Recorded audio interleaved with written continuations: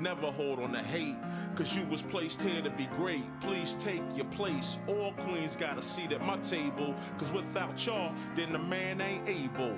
Melanated queen, connected to the universe, and so I gotta thank my mom for my birth. If hate is the curse, then love is the remedy. So I send you love no matter creed or identity. Until infinity, look at you like you kin to me. Even when we disagree, yo, you still kin to me. In other words, I can't bring you no trouble, can't bring you no beef, don't wanna see you deceased. Now if I'm coming at you, I'm coming with a business plan, cause every day I'm on some, yo, let's get this money, man. Yeah, and that's my real plans. I rest my head at night, I wake up, I got another plan. Good morning, it's another day, my friend. But soon the sunshine turns to moonlight, life goes Take some time to say goodnight and close your eyes. All right, y'all know what to do. Drop a 1 in the chat if you can hear me. Drop a 1 in the chat if you can see me. We're gonna go ahead and get into it.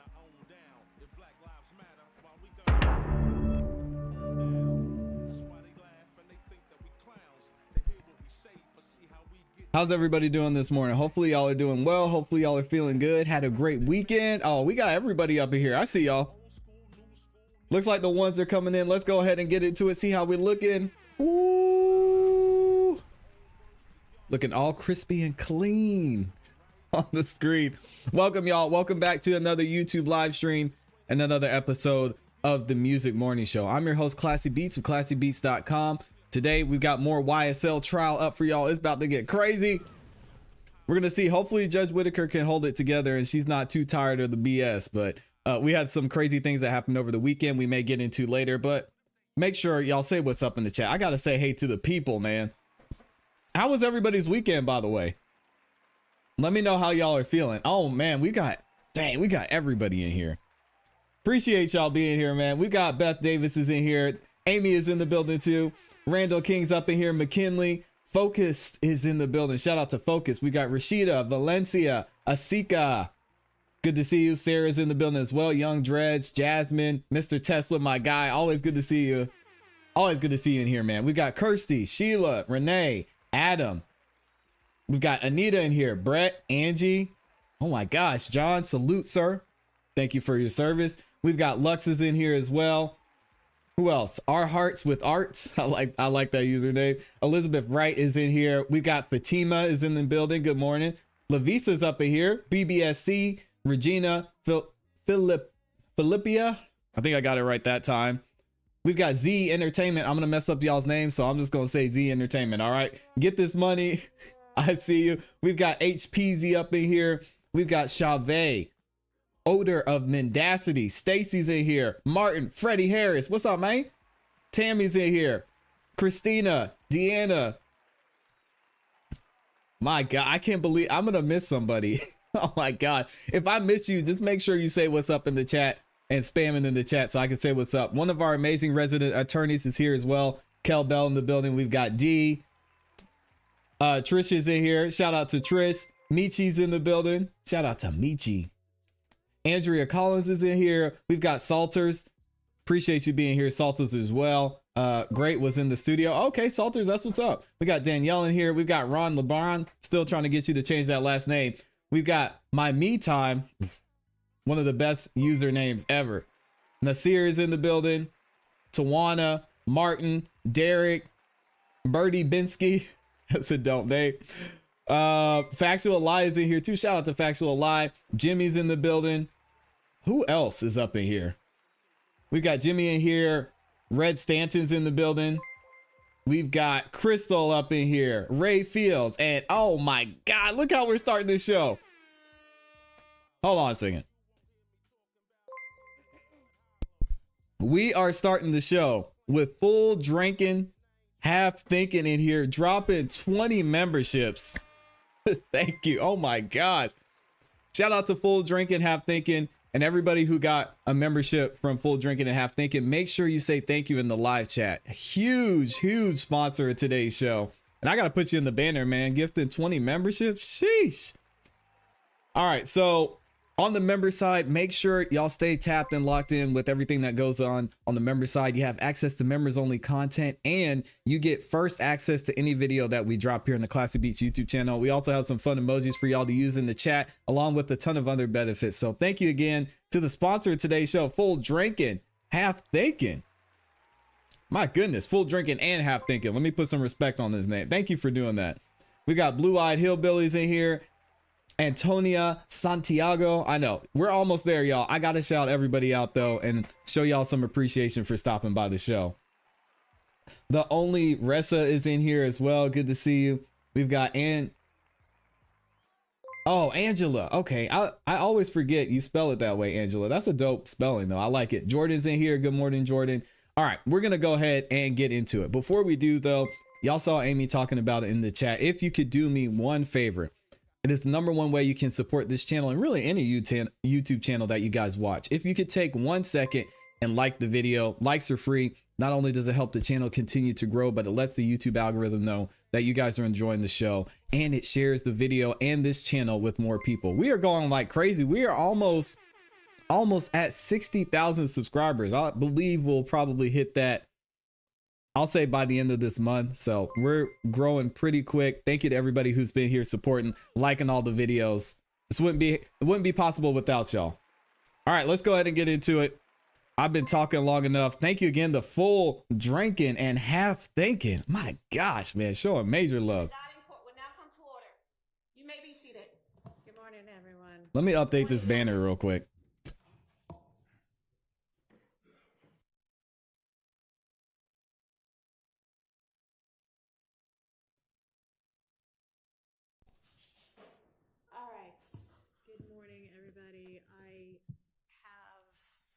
The state owes me hard copies of correspondence to do an in-camera review. Is that ready?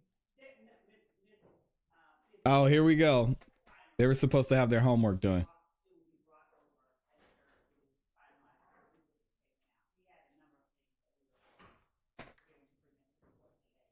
Okay, so that was supposed to be to me first thing this morning because I need to actually do the in-camera reviews. When is Volume. Thank you, John. Obviously, I'm not going to be looking at it before lunchtime, but I think we can have it out to you by lunchtime, and my understanding was that we were. How's the sound, everybody? Let me know.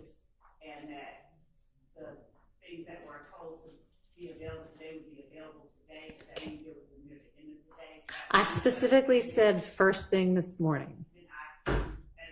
So I need it by the time we break for lunch because I'm planning to start looking at it at lunch. We called it on Friday. We said this was not going to happen. Starting off the day on the wrong foot already. What's the title of this video?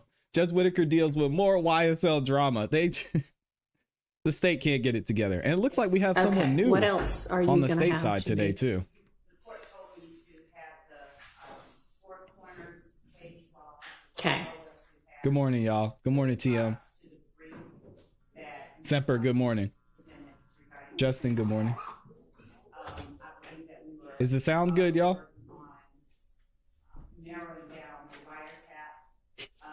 Okay. All right. Any time today is fine for the rest of them, but I had specifically said first thing for the in camera. So what are you going to do about I it, need Judge that Whitaker? by the time we break, noon, basically.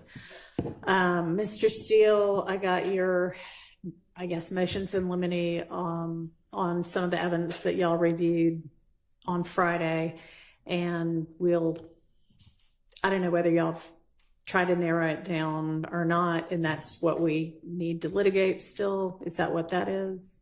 That's what we, and when I say we, it's the defense. Yes, yeah. Your Honor. We believe that needs to be excluded. Okay. That's correct. If the state, upon looking at that, says they agree with it, then obviously we don't have to take the court's time. But that we tried to, go through Okay, it.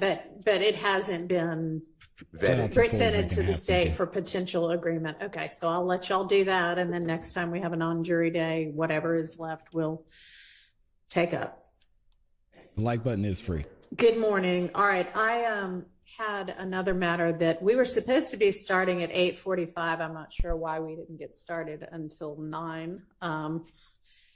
but I'm not going to take the jury's time right now. So just when we break for lunch, I want y'all to come up and I'll apprise everybody of something that I don't think between here and lunch it's going to matter if y'all don't know. Give me just a Uh-oh, we got drama. Boy, today's going to be a drama-filled day. What's Judge Whitaker talking about? Y'all think she's talking about Lil D and everything he had going on this weekend? Getting arrested. Oh, man. Did that man dirty. We'll probably talk about that later, though. And thank you again to everybody that's stopping by. I see some of y'all are just joining too. Just got here.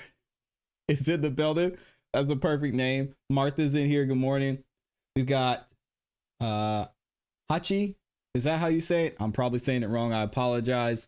Unita Sims is in here. Good morning, Unita. We've got Cordray is in the building. Mr. Hunter's up in here. Mary Baker's in the building too. Good morning. Whomever your next witness is going to be ready to go. And is there anything else anybody needs to put on the record before we get the next witness and the jury? And Judge Whitaker signed the warrant. Nope. Dang. All right. Let's have the jury and then.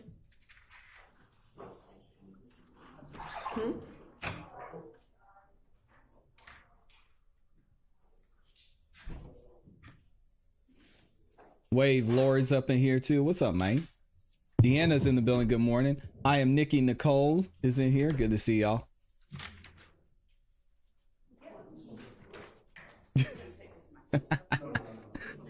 Full drink and half thinking said this whole trial has been about D. It's just hella funny.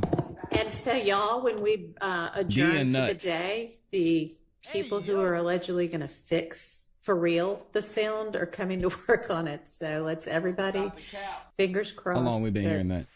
We won't have any more sound issues after the end of the day today. Yep, we got Lil Woody, we got Lil D, we got Big Nut, we got Lil Nut, we got the other Lil D from Cleveland.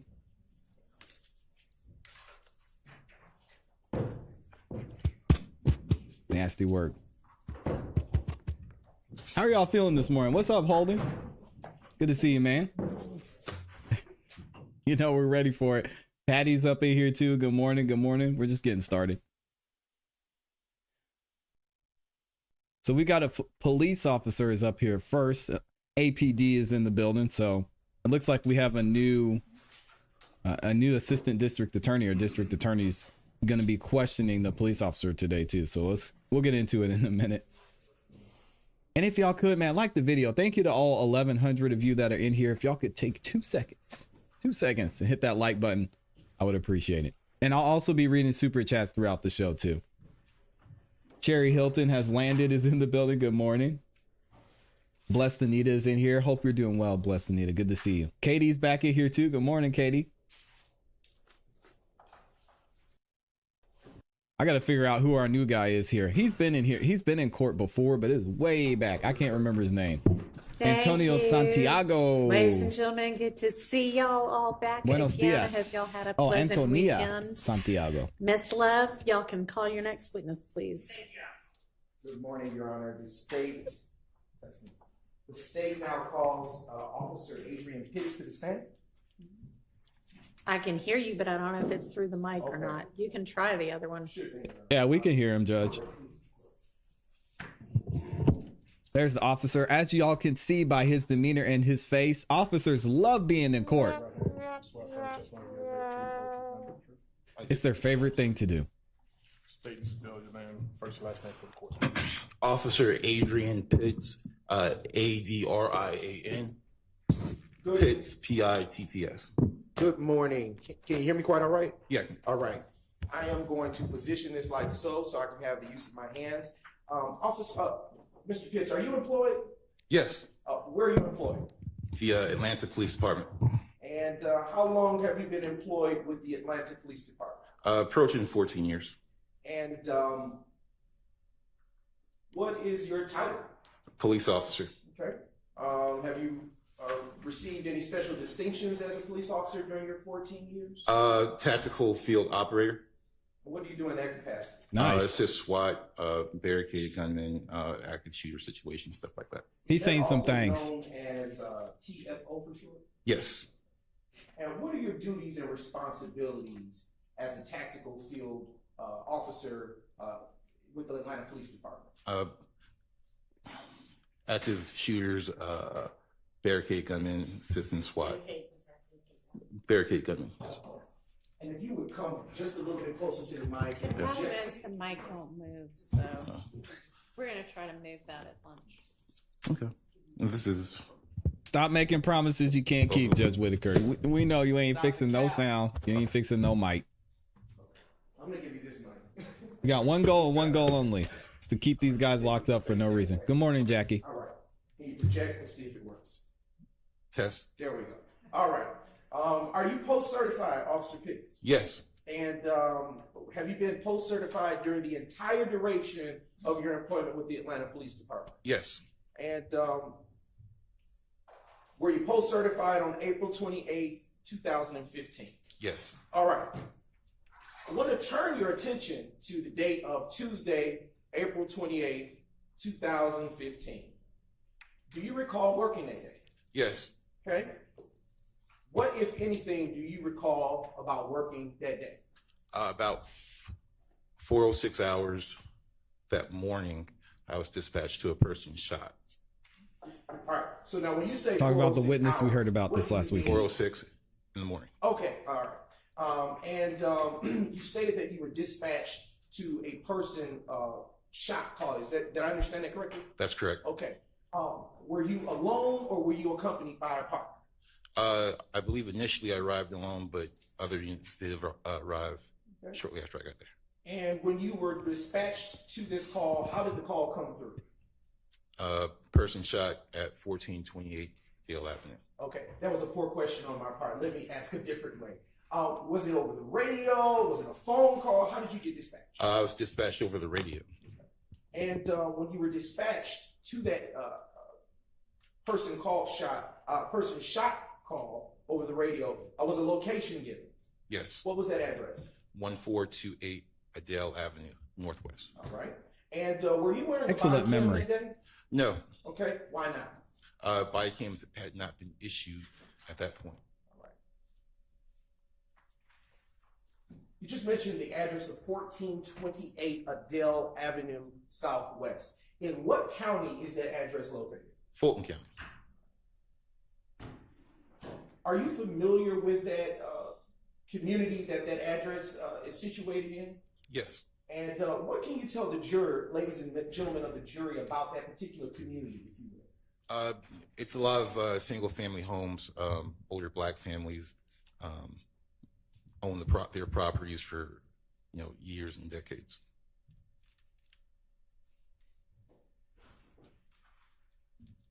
Okay. Are you acquainted with that particular area? Yes. All right. How are you acquainted with that particular area? Patrol over there. I was assigned to the beat that the shooting took place on. I'm very familiar. Okay.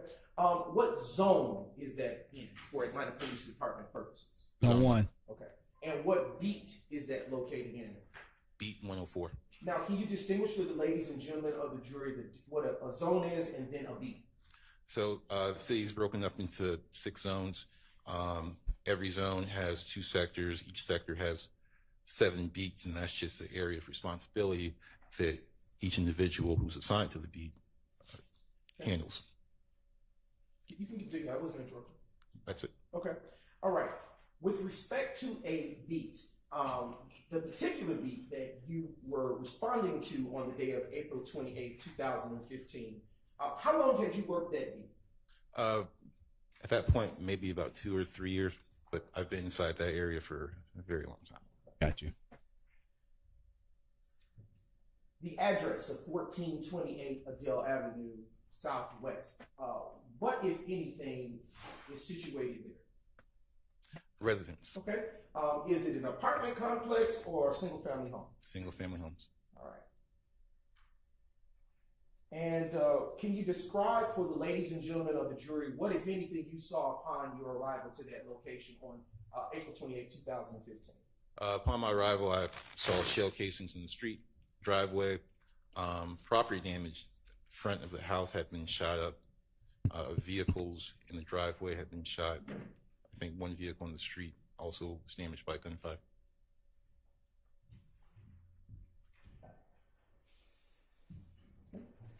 All right. Where were these shell casings? Excuse me. Where were these shell casings that you just mentioned located when you arrived? Oh, not the Showcasing microphones were, again. Oh Lord. Hopefully that's not too loud. Hold on a second. Let me make sure y'all are good. All right, it's good. All right, I think we got it. It's not me. No, we didn't.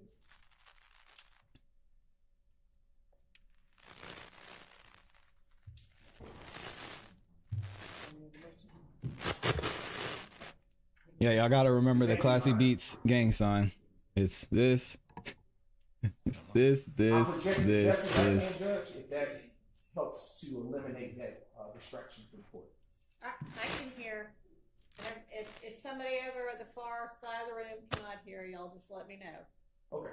We might have to skip ahead. So it'll be pretty loud around here. All right. So you can continue with your answer. If you need to re-ask the question, I can. Please. Okay. All right. You described just a few moments ago that you saw several things. I believe the last question I posed to you was, where were these shell casings that you spoke of earlier? The shell casings were in the street directly in front of the home. Okay. And inside the driveway of the residence. What kind of shell casings were they? Talk to us, Mr. Pitts, Officer Pitts. Right. When you arrived to the location, Amy said no Rico. Was it nighttime or daytime? It was early morning. Sun was not up. It was night. What was the weather conditions on that day? Clear. Okay. Was there anyone outside preliminarily when you arrived to that location? Outside in the street, no, not that I remember. What was the atmosphere like? Was there?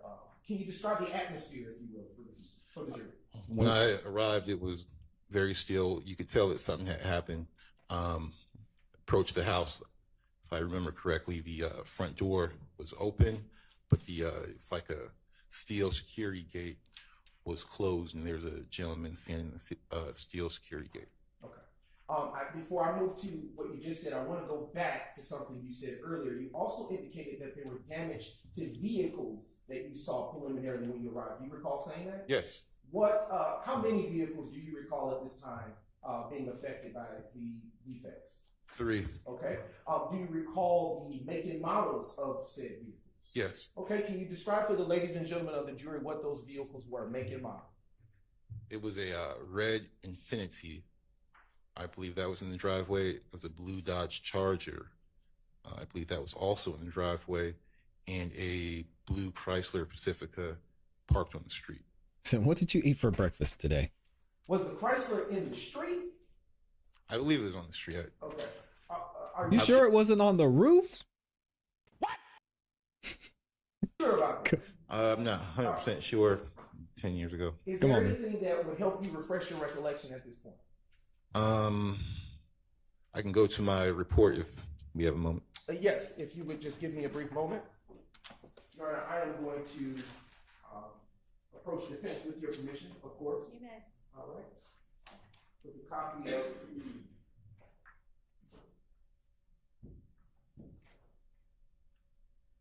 Thank you, Sean. I appreciate that, man. Put in a lot of work over here.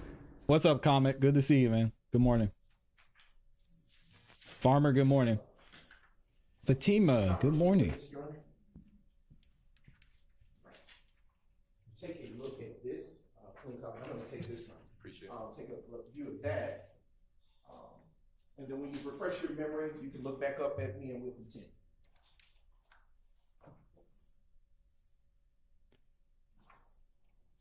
So clearly the car was not parked in the driveway. It was parked on the roof. Just like I said.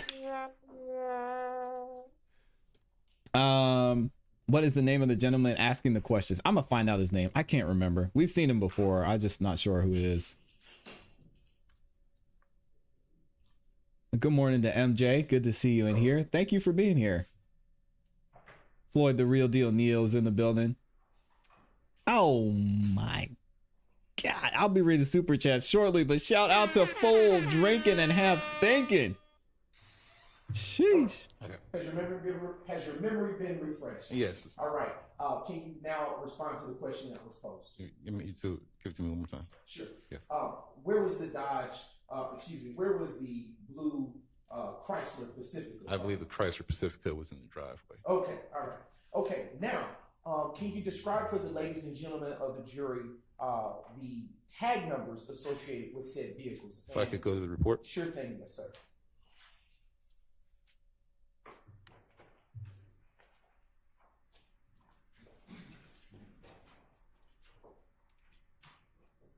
Welcome, Cheryl. Okay. So the I'm Chrysler thinking it's going Pacifica crazy. was a Georgia plate, Paul Charlie Sam 5023.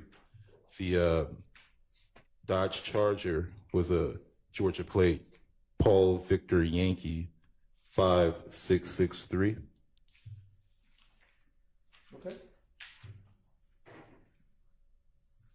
Lavisa said these questions don't seem relevant. They're just painting the picture, setting it up. Red Infinity, it's one of the Paul Whiskey King 8190.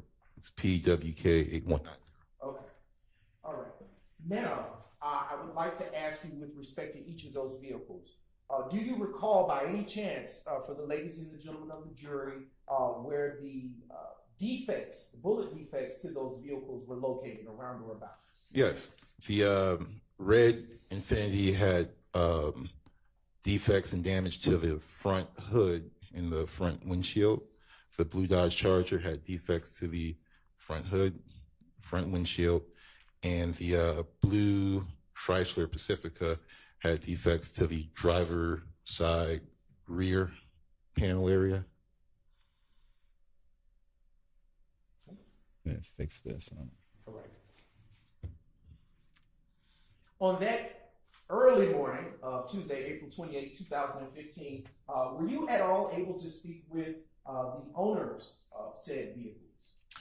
No, I don't remember. Okay. Were you able to speak with them ever after you finished with this particular location responding to it? No. Okay. Did you attempt to, or did anyone from your department or precinct or zone try? I'm not sure. I'm pretty sure I did not. You described earlier that there was property damage to the home located at 1428 Adele Avenue Southwest. Do you remember that? Yes. Okay. Was there any damage to your recollection to any of the other homes located on Adele Avenue? No, all the damage was focused on the house, and I guess the vehicles were damaged as a result of the house being shot up. And when you I mean, it doesn't really matter, but how does he know? Is this man CSI? He went and looked at the other houses? I don't know. Officers in the chat, y'all let me know. That's kind of a weird question, but whatever. Yes. How does he know if the other houses were shot up? Earlier, you provided a brief description about what it looked like, that being the house that you just described.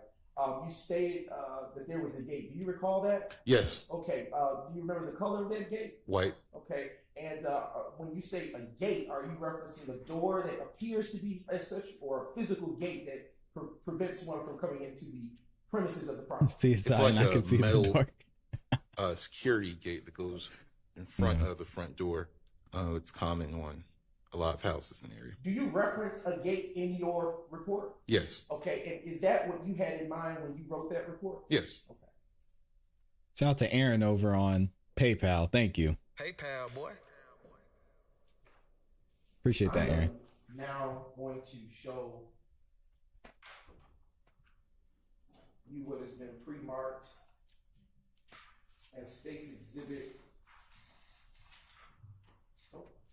State's Exhibit 8, Captain, Your Honor.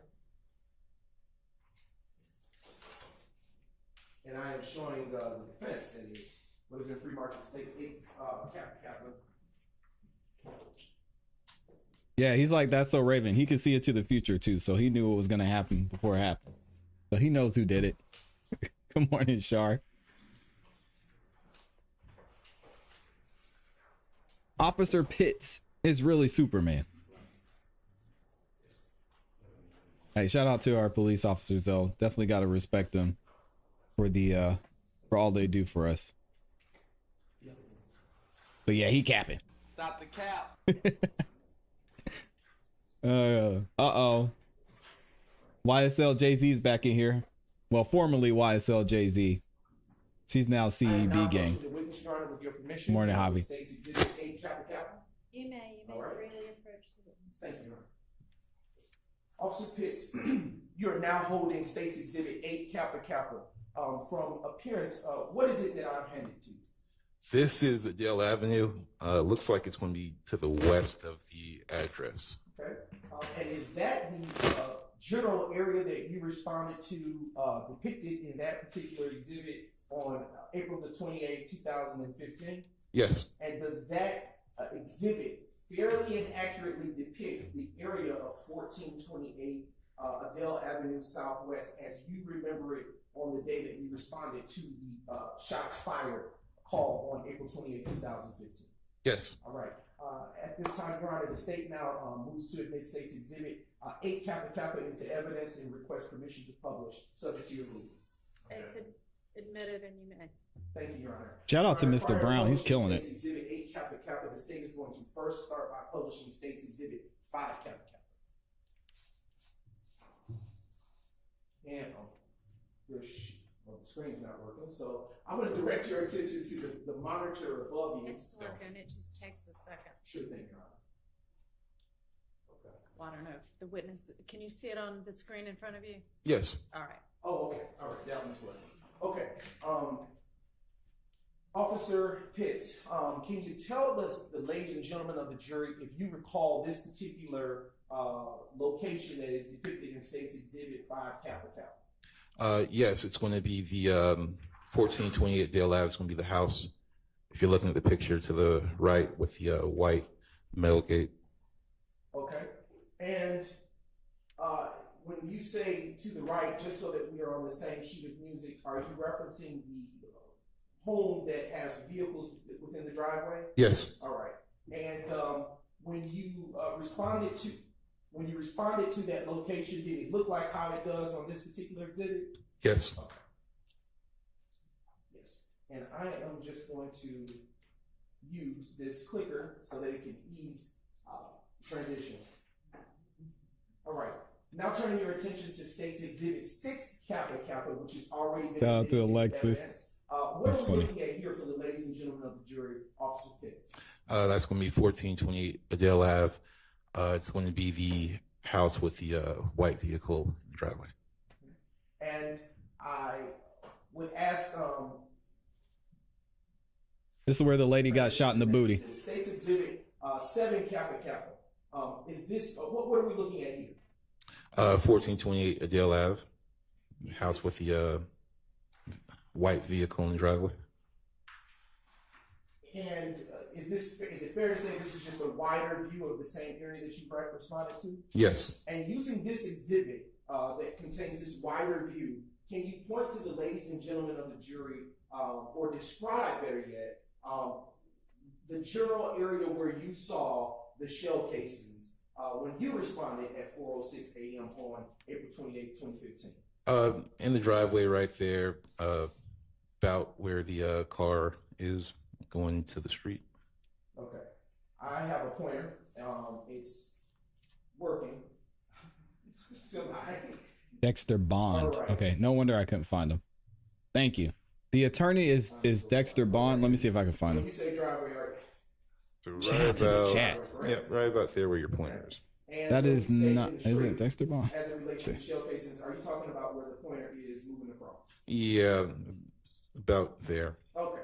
All right. Go on. I'm now turning your attention to State's Exhibit 8 Kappa Kappa. I don't think which that's has him. been admitted into evidence. Is that him? It's just slow. I don't think that's him either. Just a brief indulgence. Okay, I apologize.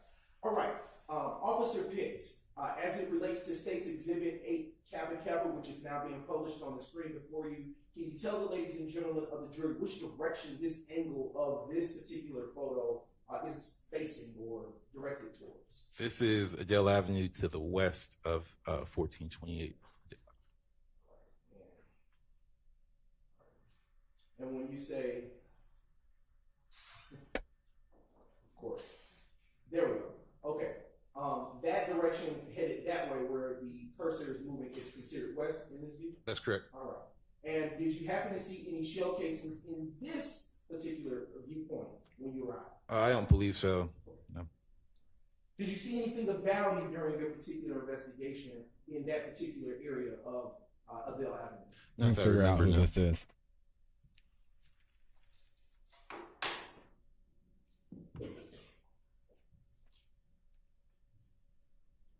Earlier, you spoke about you saw shell casings, and I want to continue to probe on that. Yeah, I see him, Amy. It just doesn't look like him. The amount of shell casings that you saw at the scene of the incident. About 32. Okay. Do you recall or remember the caliber of shell casings that were in your viewpoint? Yeah, 223 caliber and 7.62. You said the last one you stated? 7.62. 7.62. Okay. Do you have training or experience firing a rifle? Yes. And in your training or experience as an officer, what type of rounds fit into a rifle? 223, 7.62. And in your training and experience as a law enforcement officer, does a rifle require one or two hands to hold? Two. Okay. In your training and experience as one who has fired a rifle, is this one that is a single shot firearm or one that shoots in rapid succession? It shoots multiple rounds. All right.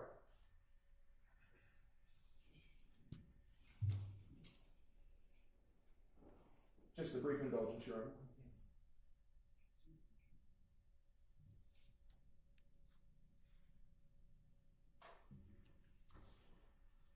And welcome CEBJZ back to the member side. All right. Senior active, 80 actives, you can pull down 8 KK. Who's this fine young attorney that is When you arrived, Officer Pitts, to 14 that is questioning right now? Avenue, with reference to the shooting, did Jeez, you ever at Rice all Street. count the amount of bullet defects that you saw on the cars or on the home? I don't remember, but I do remember seeing the bullet defects of residents in the vehicles. Did you recall there being a lot or a few? It was a lot. Okay.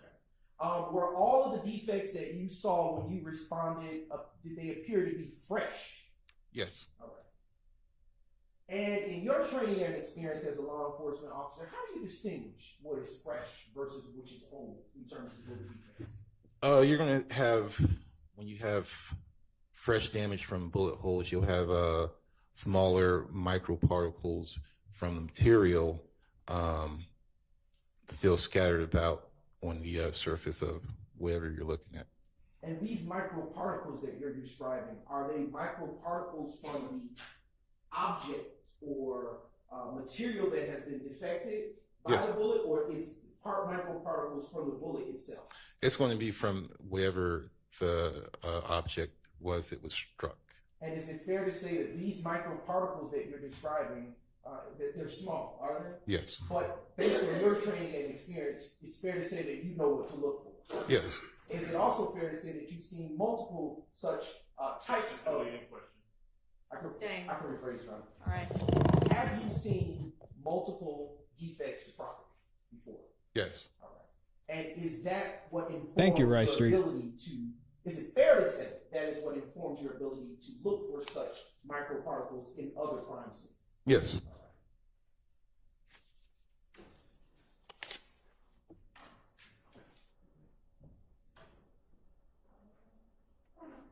There we go. I fixed the banner. Microparticles that you're describing, anything of such value that someone that would come behind you could collect? I don't understand that. Let me rephrase. Is that something that you would normally collect, microparticles? No. Okay. Does it have any value outside of you being able to detect whether the bullet defects are old or new? No. Okay. All right. I want to turn your attention to the moment where you said you arrived to the location. Did you ever get out of your vehicle? Yes, And how were you dressed on that day? in uniform. And were you in a marked or unmarked police car? Marked police car. And did you ever walk up to Crazy. the home of 1428 Adele Avenue Southwest? Yes. And what, if anything, did you do or say during that time? I met a gentleman, black male, medium brown skin tone. He was at the door wearing a Famerica brown sweatshirt. I asked him if he had been injured. He said that he had not been. I'm going to object to the hearsay. Sustained. Your Honor, if I may respond. You want to respond to an objection? This is the effect on the listener. He can get informed what will come next. Just move on to your next question. So where do we do that at, Mr. Bond? Then that is Dexter I'll move on Bond. to the Let's next verify. question for you. Thank you. This individual that you described, you just provided a description. Was he tall or short? I can't remember. Okay. Do you recall if he was taller than you? I don't think he was now. And you described the shirt he was wearing that you said had Famerica on it somewhere. Is that correct? That's correct. And when you saw that shirt, did it have any value to you when you saw that name? Famerica at the time was a prominent gang in the area. I'm going to object as to improper foundation and Yeah. move to strike. I agree. The foundation? Sure. Come on, man. I can ask a few preliminary questions, John. Sure thing. What training or experience do you have with gangs in that area? Plenty of There you go. experience. Sometimes that we get information from investigators to keep an eye out for this type of clothing or this type of coloring or these type of tattoos that would indicate gang affiliation. Okay, and was that your first time seeing? Excuse me. I'm going to object to that testimony again and ask it to be struck. It violates our ability, the confrontation clause, our ability to question where this information is coming from. It is hearsay. I would ask that answer be struck. Overruled. Okay. You can continue with your answer if you had any. That was it. Okay. All right. And with that particular background in mind, was this incident to which you responded the first such time that you had ever seen such indicators of clothing as you described? Yes, I believe so. Okay. All right. And in your experience, based on what you had learned prior to that moment in your training, did that language on that sweatshirt have any value to you as a law enforcement officer with such training in background? Your Honor, I would renew my objection. Indicate there's not proper foundation that's been laid. Overruled? I'm sustained at this Oh. point. Okay. I mean, I can see where he's going. I get what he's trying to say. Thank you, BBSC. Have you ever had formal gang training? No. Okay. But have you ever had interactions with gangs? Yes. She is And, inconsistent, have Sean. You're you right. come to learn prior to April 28, 2015, let me rephrase this question. What identifiers, to your knowledge at that time, in April 28, 2015, did the gang, as you described, Famerica have? Sometimes they wore clothing that had their. Seth Brown. T. Sustained. I'm going to move on to another question. At that time that you saw this individual with the Can't find him shirt at all. and indicated that you described, language, Famerica. Yes. What, if anything, did you do after that? I went to the home and looked for an injured party. Okay. When you say you went to the home, are you saying you went in the home? I went inside the home and looked for an And injured party. when you went inside of the home, what, if anything, did you see or do? Spoke with the person who was struck by gunfire. If I may refresh my memory. All right, that is Seth Brown. So shout out to Dejon Hall. Thank you. I said that didn't look like Dexter. That is Seth Brown. Give it up to attorney Seth Brown. He's over here cooking, man.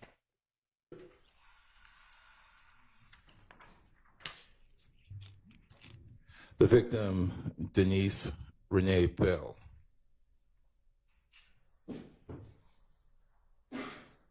She got shot in the booty. I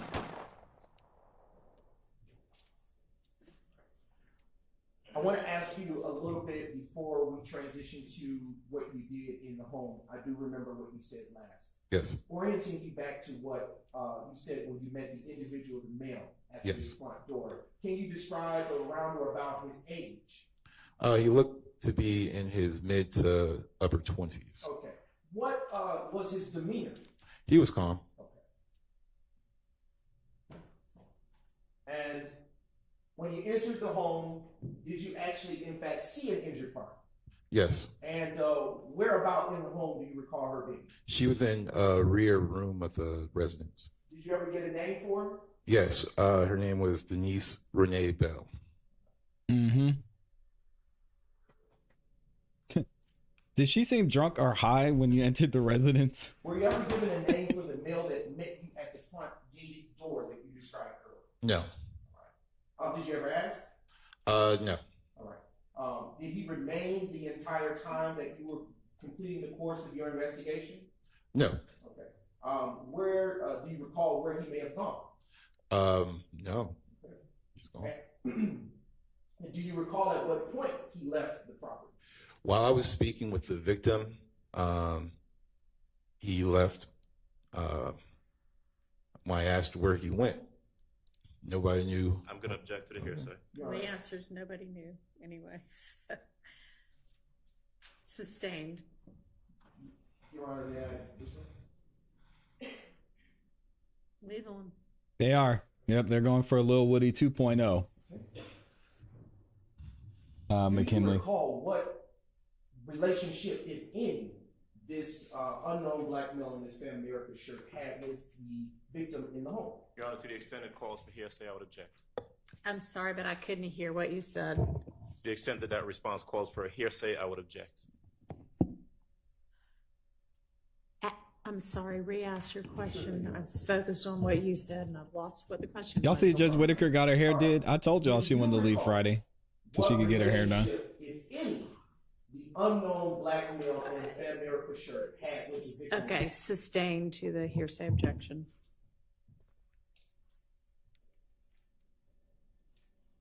Do you know if he resided at that location? No. You see that, John? John says she's so bored she's not even paying attention to the questions. Yeah, Mr. Brown's doing an excellent job, though.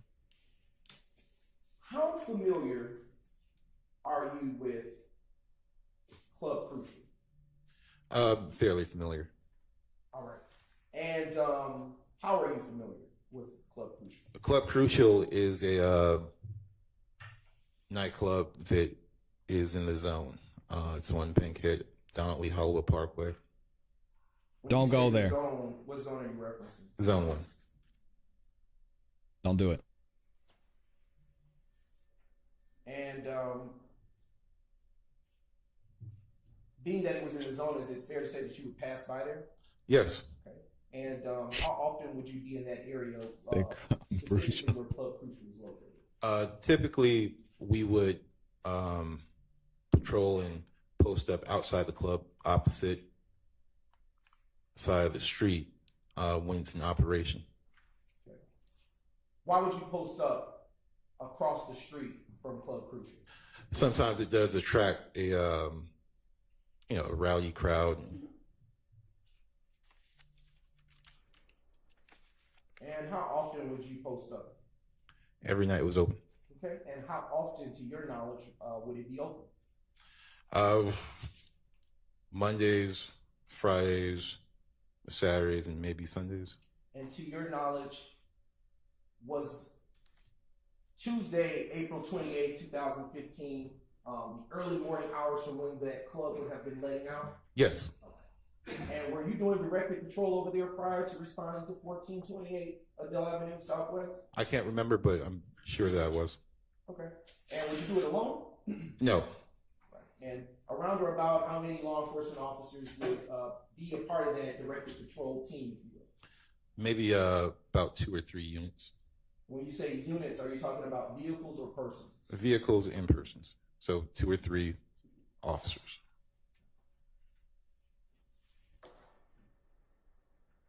And do you know the hours, if you recall roughly about the hours of operation, not the days, but the hours of operation for Club Crucial? I recall that it closes at about 3.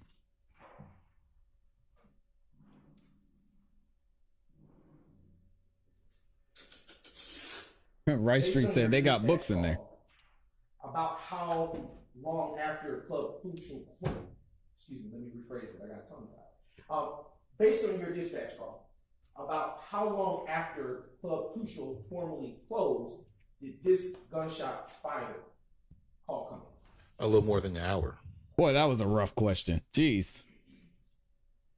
That's all right, Mr. Brown. You're doing good. About Keep going, how man. far, to your knowledge, is Club Crucial from 1428 Adele Avenue Southwest? 1428 Adele Avenue is probably a few miles south of Crucial. Maybe about 3 or 4. And if you guys go back, you can either watch the live stream or you can watch the video that I dropped yesterday. I showed on the map where all the 911s came from, where the house was located in relation to Club Crucial. So if you go and watch that video, you'll be able to see where everything is. And I'll put it in the description too.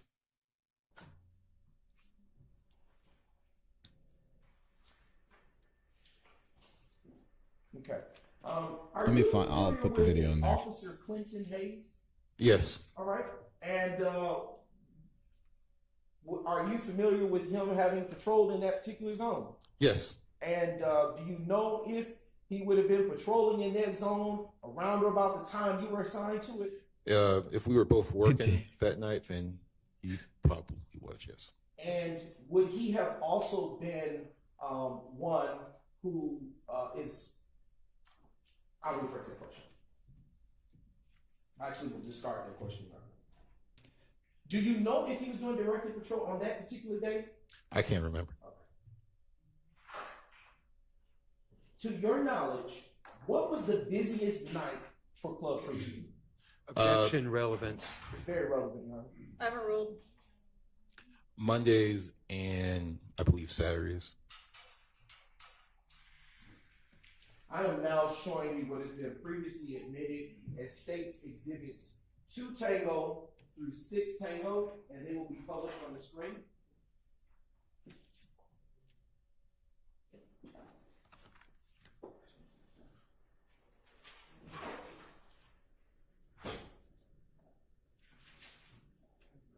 Just a brief indulgence, Your Honor, while we get that technology. Yeah, I know this part of the proceedings can be kind of boring, but I love this part. I love hearing first account, eyewitness testimony, hearing from police officers and some of the 911 dispatchers exactly what happened behind the scenes. So yeah, I love this stuff. Angela said 88 Brown is doing a really nice job of not letting losing objections shake him up. Yeah, he's taking a moment to regather himself and he keeps moving. It's now coming on the screen. States Exhibit 2 Tango.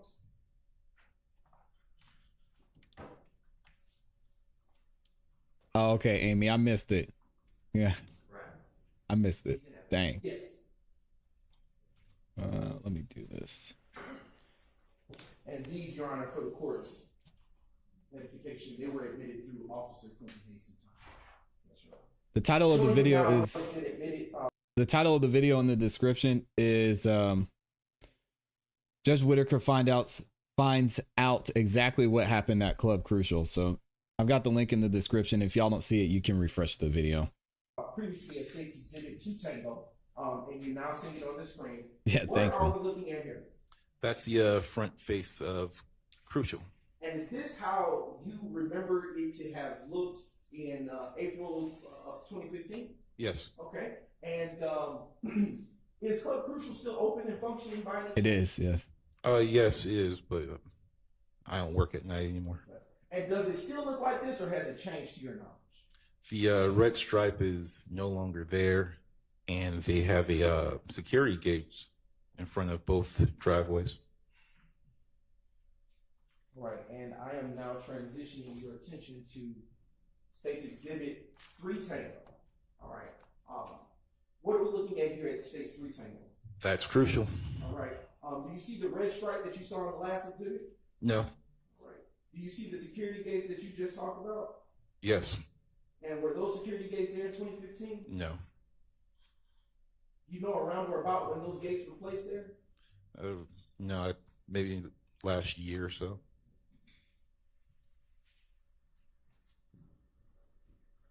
Now showing you State's Exhibit 4 Tango. Exactly, Stacy. Where, do you see the brown structures on that property? Yes. Were those brown structures there in 2015 to your recollection? No. Do you know around or about when those brown structures got there? No.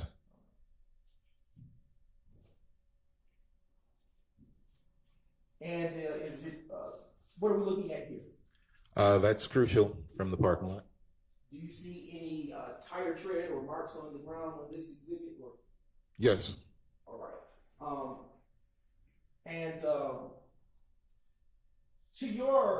Based on your training experience, why would marks like that be on the ground? Your Honor, that would call for speculation. I'd object. Yeah, he don't know.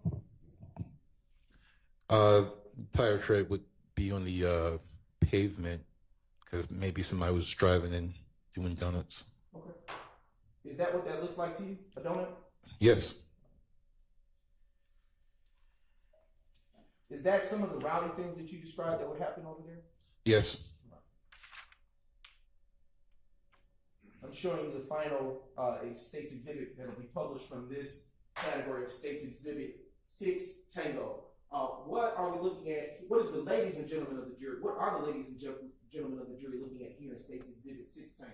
That's still the parking lot of Crucial, but it's the facing east. Okay. And what street is that running perpendicular to the building? That's going to be Donnelly Hollowell Parkway.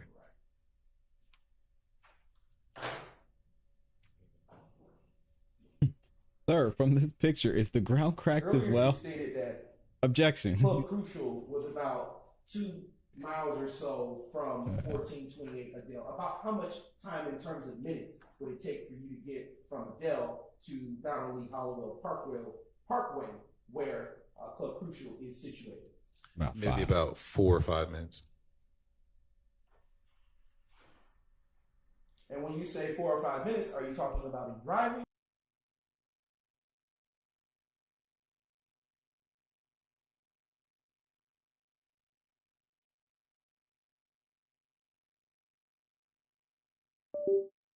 Oh, I forgot to switch this. Hold on a second, yo.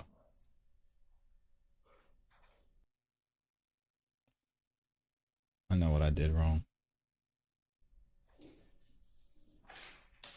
My bad, guys. Give me a second. And to be sure, is Let me Club fix this. Crucial and Adele Avenue in the same beat?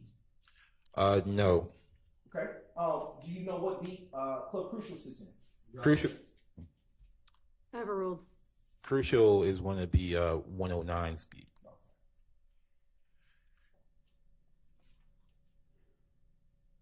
Right.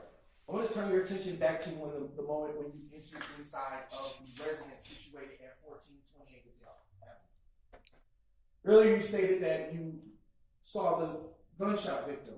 Can you describe around or about her age to you at that time? Mid-20s, late 20s.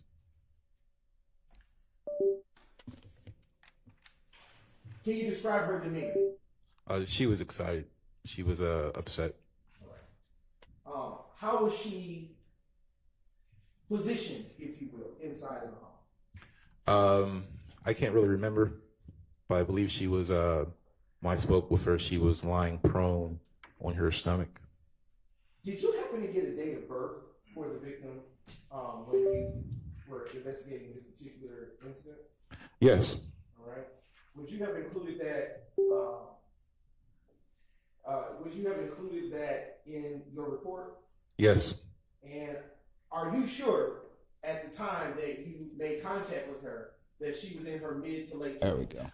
Let me refresh my recollection. All right. I'll give you a few moments to refresh and then look back up at me when you've done so, sir.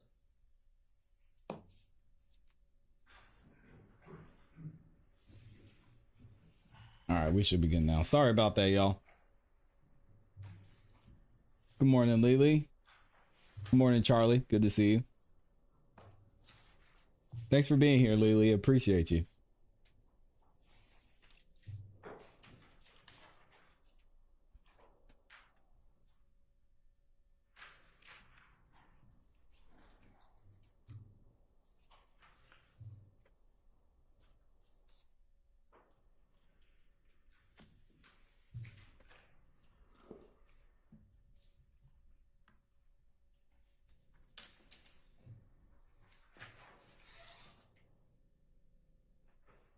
Oh, Dolphin fans not feeling Mr. Brown, so it's starting to sound like Charlie Brown's teacher. Blah, blah, blah, blah. Let's skip ahead here while he's looking through this report. There we go. And if y'all could like the video, thank you to all 1,200 of you that liked the video so far. I'm going to ask you a different question that I think I want to circle back first. Okay. A few moments ago, did I hear you correctly when you said that she was excited? Yes. All right. When you approached her and saw where she was positioned, did you see where about on her body she was struck by a bullet? The upper right buttocks. And was she alive, alert, conscious? Yes. Is that yes to all three? Yes, she was alert, conscious, and breathing. She was alert. Hey, yo, come on now. Not the cap. We know she said she had the vodka bottle by the bed. Everybody was downstairs smoking. Nah, we're not buying it. Good morning, Lauren. Good to see you.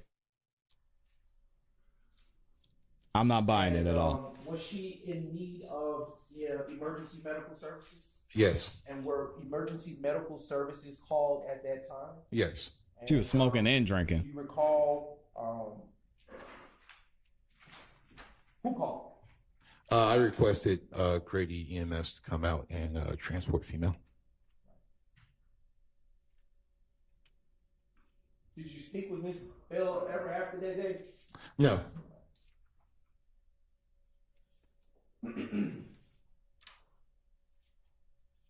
During your investigation of this matter, did you learn if there was anyone else did you see anyone else in the home while you were there? Yes. All right. About how many persons did you see and observe there? From the start, when I got there was 6. All right. Okay. So, do you recall the names of those persons? Yes. All right. She was drunk and high. The other 4 individuals who were inside the residence, if I can go to my report. Sure.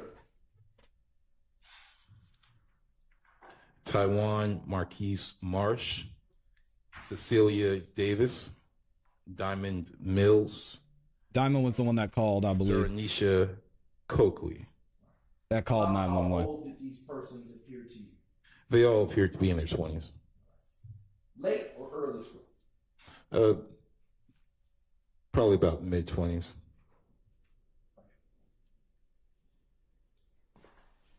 Do you know if they were residents of that particular home or passersby? Calls for hearsay. Sustained. It's not important anyway. Move on. All right. What was their demeanor like when you encountered those 4? There you go. Come on, Mr. They were Brown. all upset and excitable.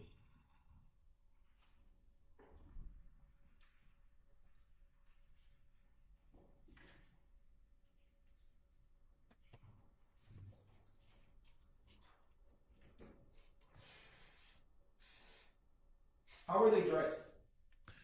They were all wearing street clothes, like they had been up. At 4:06 in the morning? That's correct. All but, I believe, 1 female.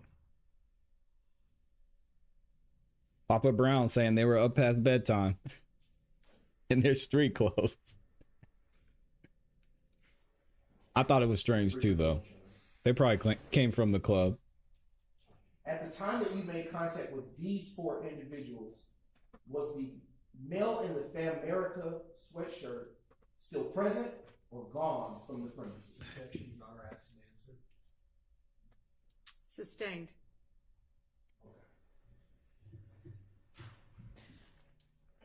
Was it a school night? Says Kirsty Ann. Well, actually overruled. That particular question wasn't asked before. Go ahead. You can answer. The male in the brown Fan America shirt, he was no longer at the location.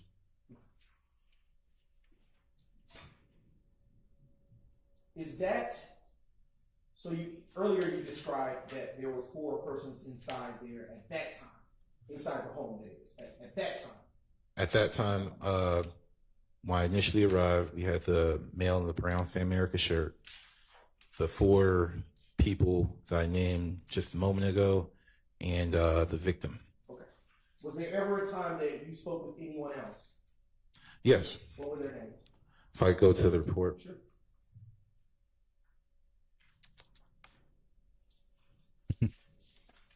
So while at the location, a Kanisha Harris arrived.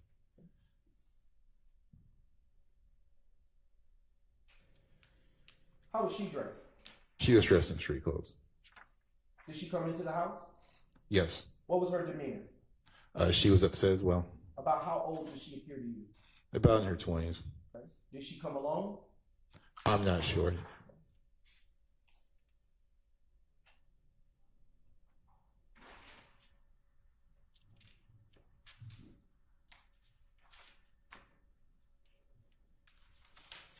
All right. I want to talk about your activity inside of the home a little bit further. While inside of the home, can you describe the interior of the home for the ladies and gentlemen of the jury? The interior of the home had what looked to be other. Here we go with this line of questioning again. Wall into the interior, but it had been plastered over and covered each individual hole. Okay. And when you say plastered over, can you describe a little bit more detail, if you can, for the ladies and gentlemen of the jury, what you mean by that? Like repaired. The bullets came through the home, and then someone came through and put drywall plaster over each individual home or hole. Okay, so let's get it together, y'all. So is he saying that this house had been shot up before, and that they had already put plaster over those? Or he's saying when it got shut up that night, then they fixed it? This is confusing. I think what he's trying to say is it got shot up before, but he's not making that clear. But I think that's what he's saying. And did you also see new bullet defects inside of the home that weren't plastered? Yes.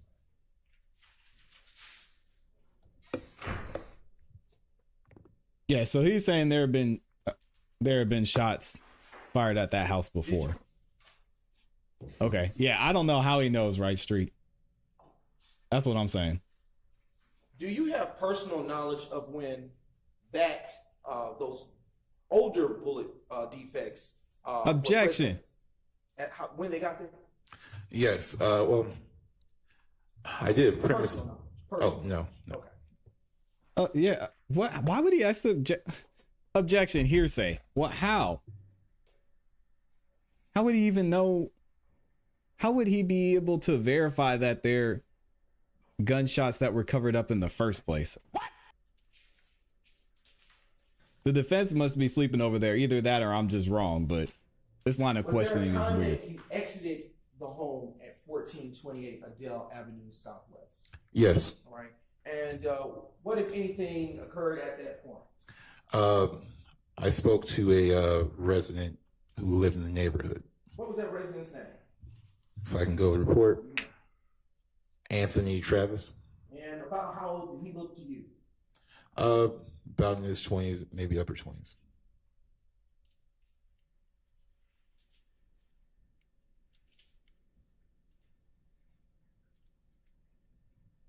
Did you initiate contact with him, or did he initiate contact with you? He initiated contact. I don't know how they're with me. allowing this. This is weird.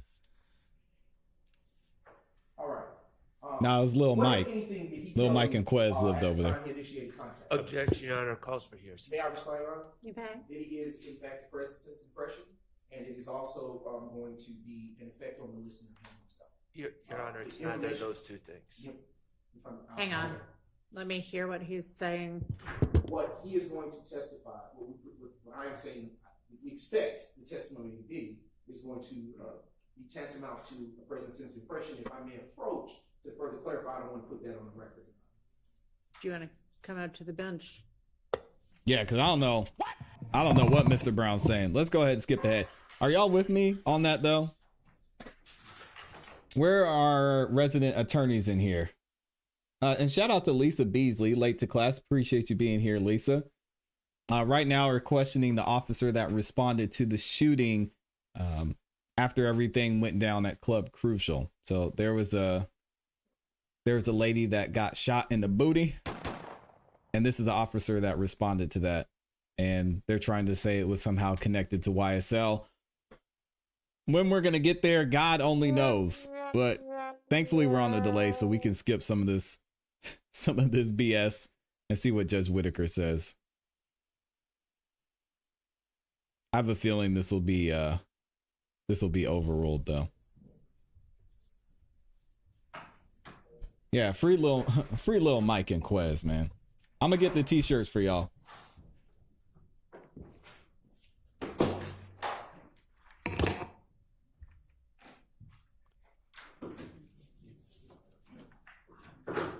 Well, syndicated news says this is not weird. They want to finish this case by hook or by crook. Every single judge in Fulton County recused him or herself. That extraordinary, unless, of course, the corruption runs high. We need to take a look at that case since we're all just looking at it for the first time, because a present sense impression exception doesn't have to be somebody perceiving it at the actual time they are telling about it, the actual time they're perceiving it. It can be, but it can be immediately after as well. So the question is sort of like, how much time can go by for it to still be considered immediate? So they must have excused the jury then. And I don't know if you know what you expect the witness to testify to, but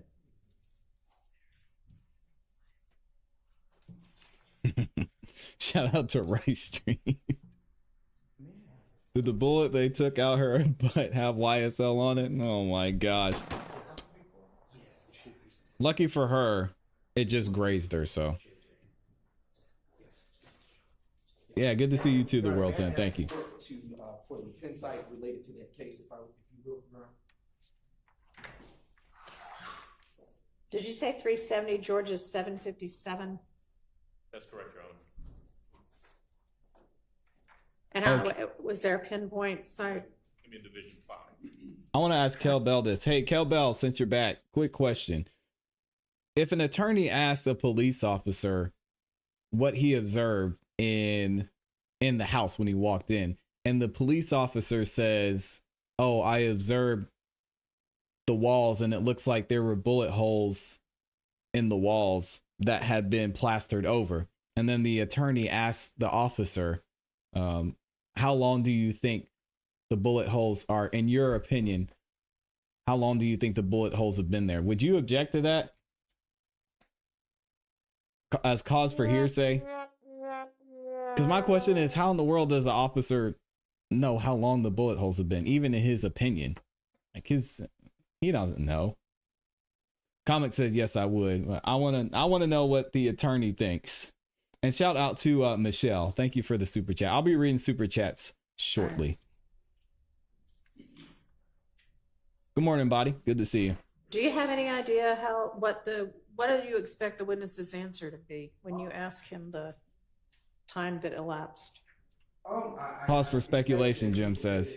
Okay. Close enough for the exception to apply in this particular. This is a weird question. Set of facts, Your Honor. But I will say that I will not make a misrepresentation to the court. I will do as the court is instructed, nonetheless, while still reading this case law, to further bolster my belief or the state's expectation that and support that it's sufficiently close enough in time Okay, well, I doubt if he's going to answer the question. It was sufficiently close enough in time in order to get this within the exception. I'm asking, Thank you, Jim. can you step it back out? Yeah, and also, okay, Queen K says yes, objection. I also, how on to the hearsay point, unless they had somehow documented that they were in fact bullet holes. I mean, couldn't he say that about anything? Yeah, I don't know. Again, I'm not going to argue with the attorneys, so I'm just asking y'all for clarity, because it's just weird that he could say, "Oh yeah, there's a bullet hole over there, and it looks like it got covered up." Like, what are you talking about? Does he have X-ray vision too? I told y'all, Officer Pitts is Superman. Instruction as though it was an option, but we'd actually like for you to stay out till we call you, but you didn't know that. Shout out to Officer Pitts, man. Thank you for letting me know, Jim. 370 Georgia 757 and Queen K says yes, objection. Georgia appeals that. Call for speculation and definitely would have objected, says Rebecca. Thank you, Rebecca. So do you have any idea, Mr. Brown, the amount of time he's going to say elapsed? I would say about 20 minutes, but I'm going to confirm that before I stick that and make it. Well, I mean, obviously, but okay. Well, I don't know if 20 minutes is going to get you within the exception. I guess we'll see what he says, but.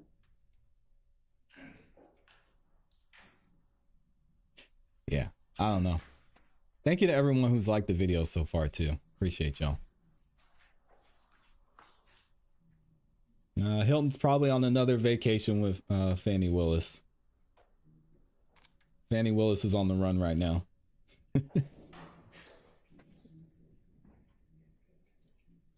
Your Honor. Yes, sir. I was going to skip it. What I would suggest, and what is probably appropriate, is for the prosecutor to give the court, and I think you asked for this, a proffer of what the witness would say. Mm-hmm. The Brantley decision does give, in Division 5, gives a pretty specific definition of present sense impression. And I don't know that there's been a case that says, well, 5 minutes is good, 20 minutes is good, 25 minutes is good. I don't know. I've not seen one that goes with that much specificity. But I think the case is clear, and the case law, other than Brantley, is clear that there has to be a significant amount of, I use the word contemporaneity, if that's a proper word. Oh, Lord. Has to be sufficiently contemporaneous to be free of any sort of misrepresentation by the witness. And although it doesn't have to be immediately contemporaneous, see Doug say, what making a statement right at the time they're observing it. I think the cases contemplate that they have to be made very soon in time thereafter. And at this point, without a proffer, we just don't know what time period we're talking about, so that we know whether it meets the definition. Lauren said, pronounce that? Yeah, I see substantial contemporaneity, which that's a word I've never heard before, of the event. And the statement to negate the likelihood of deliberate or conscious misrepresentation. So if that's what we're evaluating, then this may be within that. So thank you for pointing that out. I've heard of contemporaneous, but Queen K he's saying contemporary. Is there any indication in this Brantley case how long past the event the grandmother's statement was? Contemporaneous. Yo, I don't know what's going on. They have unhelpfully declined to include that information within the case, it appears. So. Rice Street says, stop Yes, before sir. you catch a stroke. Yeah, I'm struggling. I just want to turn the court's attention to 4 Kappa Kappa, which has been admitted into evidence. It is the call for services report that was admitted prior to this witness testifying. Okay. And the court inquired as to the amount of contemporaneity that took place between the statement and the call. And with that exhibit, I do have an answer. What is it, this word? The call was received at 4:06, and Officer Pitts arrived at 4:08. Okay. Right. So I'm asking, any idea how long after the event he spoke with whomever this witness is? And you were saying you think within 20 minutes. So jeez. May I ask for a moment able to speak with witness to give a proffer as to what I expect that evidence to be outside of the courtroom? No, our position would be bring the witness in. Let's have the witness answer that question. Yeah. Contemporaneity. You can just ask him to step back in. Contemporaneity.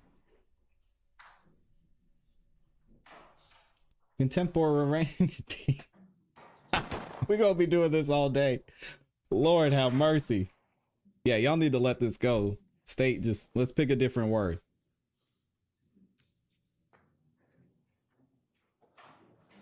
Brothers in there trying too hard. Y'all making us look bad. Oh, God. Doug Weinstein back there laughing. Max Sharp was back there laughing. Contemporaneity. I mean, I already make us look bad up there when I'm trying to read. I have a couple of questions to ask you for the court's purpose. Oh, man. If you recall, around or about which time do you recall the call coming in for service? We already know that. Just get to the point. Sure. Do you know around or about the time that elapsed between you arriving to the scene and speaking with Mr. Anthony Travis? Was it hours or was it a few minutes? Minutes. Okay. All right. Y'all want to ask him anything about that? Yes, please. May I? You may. May I stay here, Judge, and if I speak to You my can, yes. Contemporaneity Officer is Pitts, is it? correct. Yes. All right. Yeah. On that note, were you the person that spoke to Anthony Travis? Yes. And you indicated previously you got to the scene and you went inside, spoke to some people. So give us an estimate as best you can from the time of your arrival to the time you actually speak to Mr. Travis or he comes to you. How much time had passed? Maybe about 15, 20 minutes. 15 to 20 minutes? Yeah. All right. Thank you. You can step back outside. Good morning, Jerry.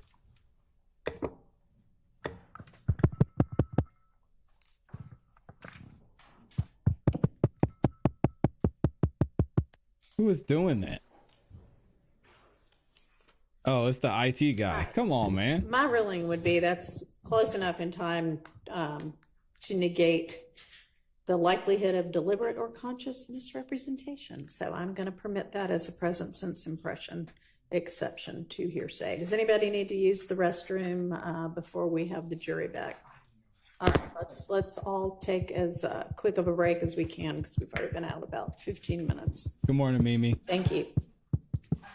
Jay Flo says sounds like Aunt Bev from Fresh Prince.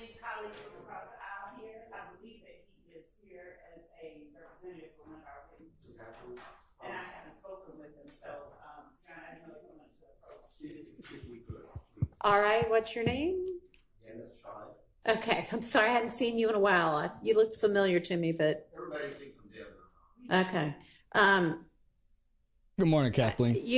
Are you asking to approach without the defense? No, they can say, that's fine, that's one from the record. I'm representing Mrs. Atwood, family defending. Oh.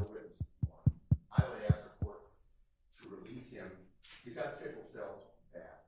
When he was picked up, he just exited the hospital. They had to do 2 blood replacements, transfusions. Jeez. He's in Brady right now. That Brady, he's in Fulton County Jail. He's in Rice Street. He will not live, Judge. I talked to him. Wow. In the last 4 months, he's been in and out of the hospital 10 times. He's extremely sick. He will not survive in Fulton County. I would ask that he be released, and I'm going to be in touch with him. He will come to court when you ask him to come to court. Go ahead. Take that man to the hospital. So the information I got this morning, and y'all, this was actually what I wanted to discuss on the record. There it is. At the bench conference, had we gotten started at 8:45, like I asked for us to get started. So anyway, no, this has nothing to do with that. But the information that I got this morning from the sheriff's office was that he is in Grady. Your Honor. Nope. So I don't know how recent your information is. I talked to family 2 a.m. Well, we've spoken with the sheriff has informed us since that time, and that was what I wanted to bring to the court's attention. Okay. I didn't know that. Judge, and I think that this is a matter that I can speak with Mr. Shive about. I don't know if he wants to fully flesh it out now, but I did want to approach the court with the information and the defense with the information we had. There's more information than just that. Okay, why don't we just No, have a bench conference? no, talk about it on camera. To be able to just talk about it without them all huddling at the bench. So just don't record this, please. And you're not supposed to.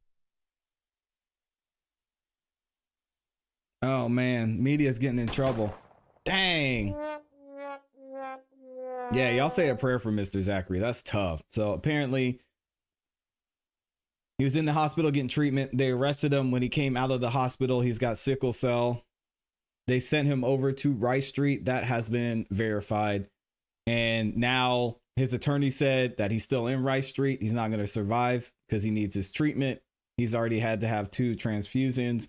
And then you have Miss Love is saying that he's actually been sent back to Grady. So I don't know. We'll have to see. This is sad, man. Dang, y'all say a prayer for Mr. Zachary. That's terrible. Can you imagine dying in prison like that? Just for being arrested? God.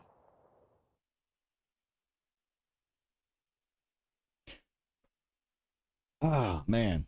Let me read these super chats real quick and then we'll get back to the trial. Shout out to Full Drinking and Half Thinking with the 20 bomb. He gifted 20 memberships. Oh my gosh.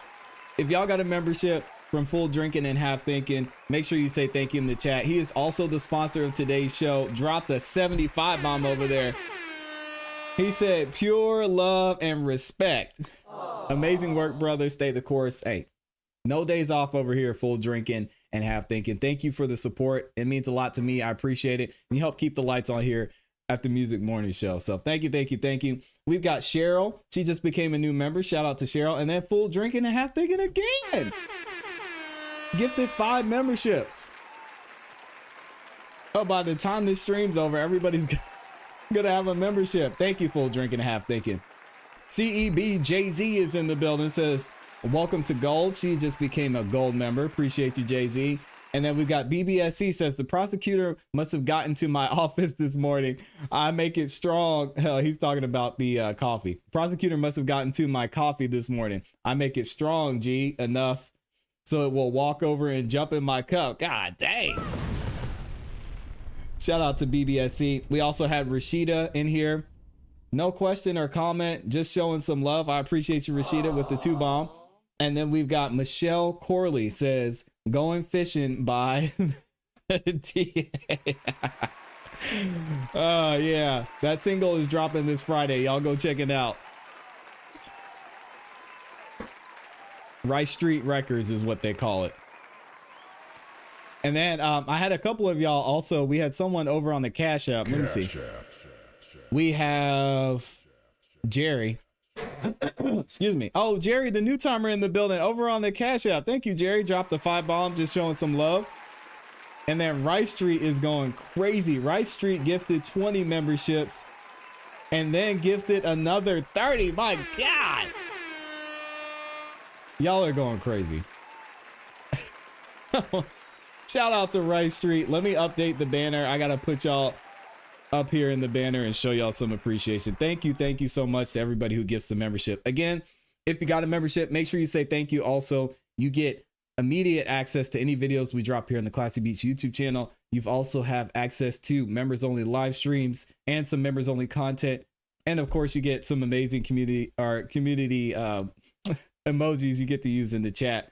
So thank y'all again for all the members in here. If you got a membership from Rice Street, make sure you say thank you. My guy Henry Resilience in the building. Oh my gosh. He said, you get a membership. You get a membership. Everybody gets a membership. Thank y'all. Thank y'all. Thank y'all. And Mr. Unapologetic says no days off. Yeah, we ain't going anywhere. So we had Jerry over on Cash App, also on PayPal. I had someone over on PayPal too. Let me see. It was it Aaron? Oh, dang, I missed it. Hold on, y'all. And then we'll get right back to it. Shout out to Aaron dropping the 5 bomb over on PayPal. Says all the great work on this trial. Aww. Thank you, Aaron. I appreciate it. All right, let's go ahead and get back into it. This is why we have a delay, because, you know, the court just loves to have issues. So I'll be interested to hear what happens and what we find out about Mr. Zachary. I'm glad that the media didn't cut off the cameras right away, because we wouldn't have been able to hear about that. And of course, Judge Whitaker got upset, but we all know she ain't gonna do nothing. Again, if y'all could, the number one way you can support this channel is by liking the video. So if you could just take 2 seconds, click that like button, it helps the algorithm. It lets YouTube know you guys are enjoying the show, and it shares the video and the channel with more people. All right, let's get into it. Justice Whitaker is all spicy today. She got her hair did over the weekend. She's feeling good. Okay, well, did you just find it after I said, is there anything else before we get the jury in? Okay, give it to me really fast. 364, Georgia App, 518, Grimes versus the state. Welcome, Torchtown. 2022 case. So, Ms. Brown, did you hear what he just said? Yes, Your Honor. Mr. Brown. Sorry? You called me Ms. Brown. Well, you know what? I'm said that's sorry, what but she you said. didn't introduce yourself, and so I was just taking a stab at it. What's your name? Thank you, y'all, for gifting the membership. Okay, so what was wrong with me saying Mr. Brown? No, I didn't. I said Mr. Brown. I just slide my words into each other sometimes. So. Hey, yo. Okay. Hey, yo. Thank you. You can be seated. Relax, Judge Whitaker. Mr. Brown just got here. Dang.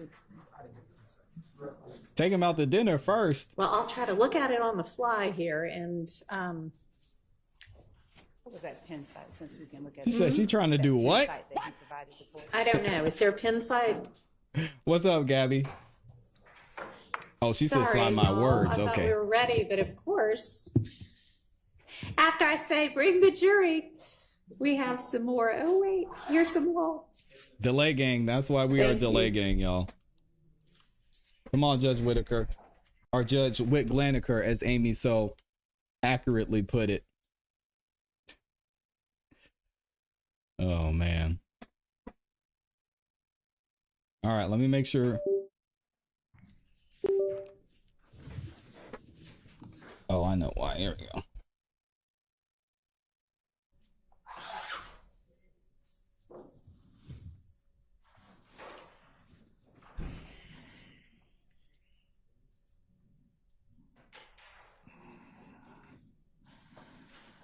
Yeah, Judge Whitaker got her hair all did up this weekend. You know she's feeling good right now. She said, this is wild. This is nothing, man. This is light work for Fulton County Court. Y'all should know that by now.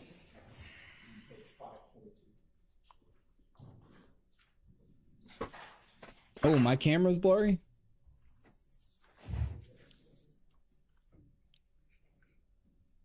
Let me know. All right, let's skip the BS. Let's see what's going on. The jury is in, and we're in here doing homework. Great job, Fulton County. Making our taxpayer dollars proud. Okay, so y'all are saying not blurry, not blurry, not blurry. Just the faces in here.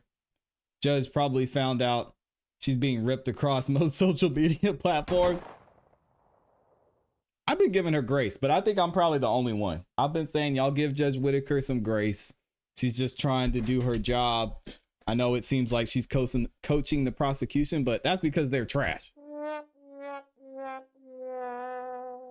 So it's not her fault. The state's position hasn't changed much. This doesn't seem to impact where the state stood as it relates to the last break. Additionally, I'll just say, Judge, while contemporaneity is Step up my member emojis. Okay, I will. a part of the I got you. analysis, a reference to a citation from Carlson's Rules on Evidence further advises that precise contemporaneity, though it's not required. We know that already, so that doesn't shed any additional light on the subject.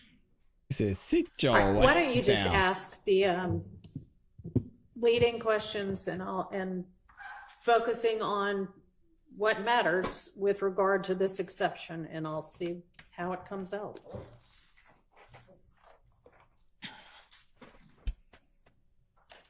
Welcome back, Officer Pitts. Hello. All right. All right. Before the break, you indicated that you spoke with an Anthony Travis. Do you recall that statement? That's correct. All right. Can you tell the ladies and gentlemen of the jury what it is that you spoke with him about? Mr. Travis said that before the shooting occurred, there was a This subject matter, not what he said. The subject matter, without saying what he said. he witnessed the shooting occur. All right. Almost got him. Did he describe, if at all, if he saw the person who conducted the shooting? He did. Okay. It's out the right street. Were you able to, from that conversation with Mr. Travis, were you able to make out a description of what the person he saw without saying what he said? So what I want you to focus on is what would make a difference with regard to this exception. Time. Yeah, see? And this is what I'm talking about. This is why Judge Whitaker is getting cooked right now. Just because they're having trouble asking proper questions, which is tough. It's tough on the prosecution side. I think Mr. Brown's doing a good job, but there's certain things they wanted to leave out when it came to this line of questioning. So Judge Whitaker's like, hey, you need to ask it this way or we're not going to be able to do it. So, yeah, it's tough. Welcome, Dusty. It's tough, man. She's trying to do her job and they're just garbage. Describe that he saw. Mr. Brown's cool, though. One second.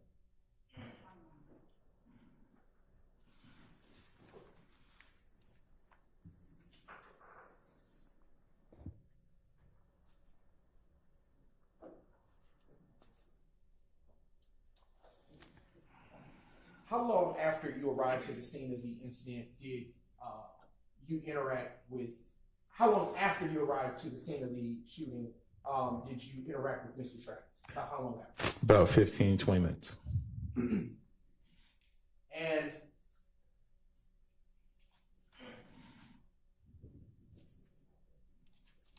did he give you details about what he saw regarding the shooting that took place prior to your arrival? He did. And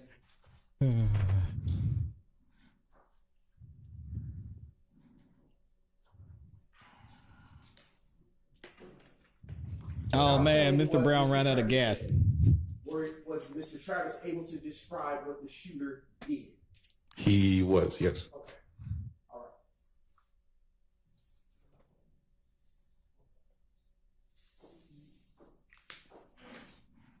Was he able to describe to you at that time the methods of transportation, if any, for that particular shooting? Yes. And earlier you talked about the ages of the persons you interacted with that day. Yes. Do you recall the dates of birth associated with it? Not off my memory, I would need my report. Okay. I am now approaching you again with what has been pre-marked as State's Exhibit 500R. And I'm going to give you this is the exhibit again. And when you've had a moment to refresh your recollection, please look back up at me when your memory has been so refreshed. Yes. All right. So, what is the date of birth for the victim, Ms. Denise Bell? January 21st, 1956. Based on that date, would she have been in her mid to late 20s? No. All right. Okay. What about the dates of birth for the other persons that you interacted with on that early morning of April 28th, 2015? Yes. Miss refreshing my memory. Miss Diamond Mills was born 10/30/1995.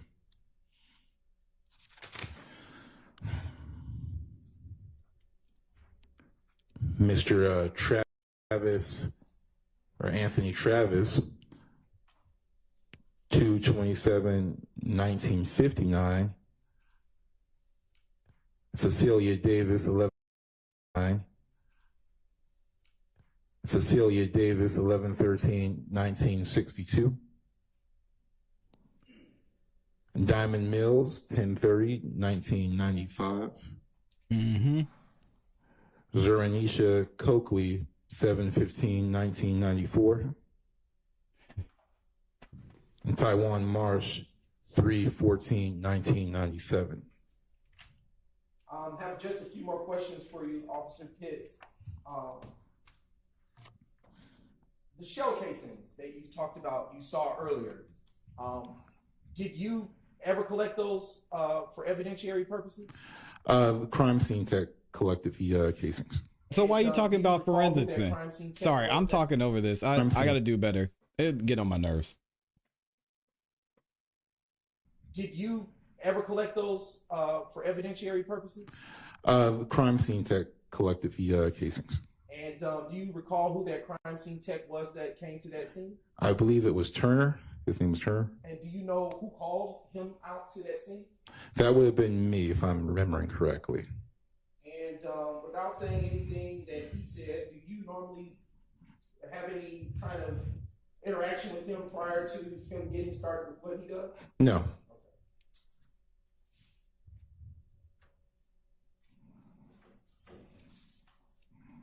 Just a brief indulgence. Sure.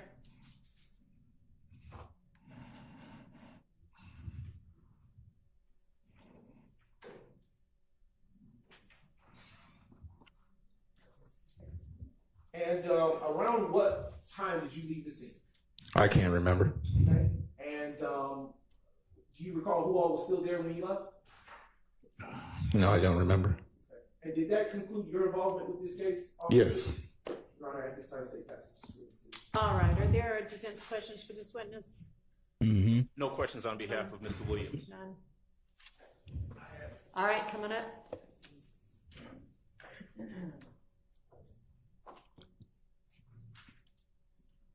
Yeah, those likes are looking amazing. Thank y'all for liking the video.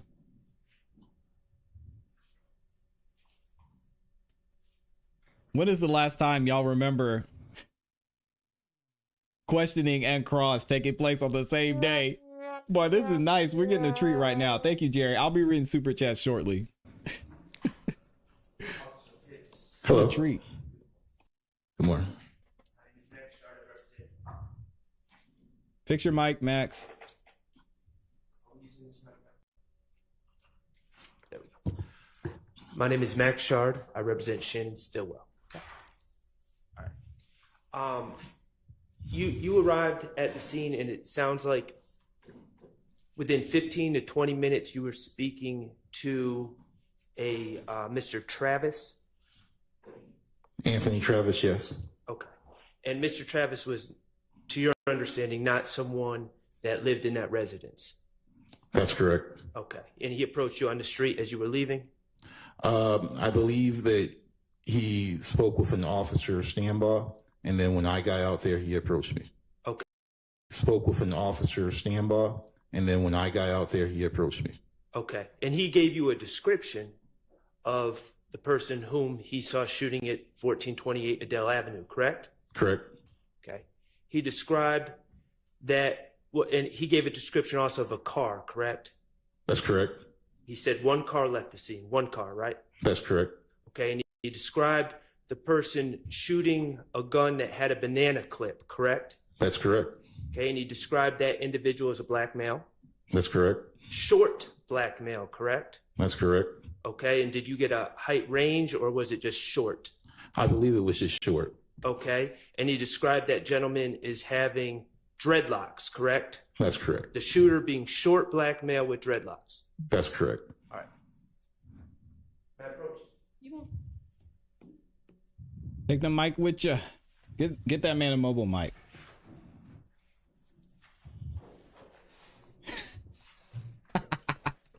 Shout out to Judge Paige Reese Whitaker.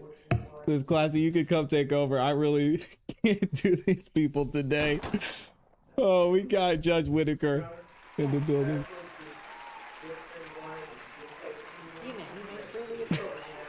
Y'all are amazing. Could you look at 410Y? I'm not wearing a dress, Yes. Judge Whitaker. All right, I'm not doing it. Sorry. The identifications of any of those individuals, but do you see an individual wearing? Do you see a date on that post? Objection, Judge, relevance. I don't know what I'm showing it my is, client so. the match description.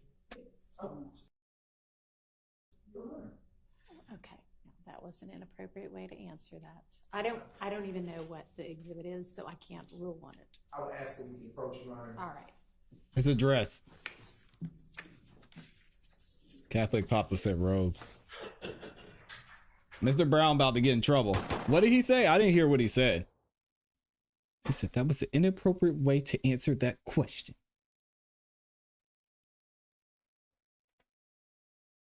Yeah, Judge Whitaker is out. She's done for the day. Okay, that was an inappropriate. What did he I say? don't know what I'm showing it my is, client the so. match description.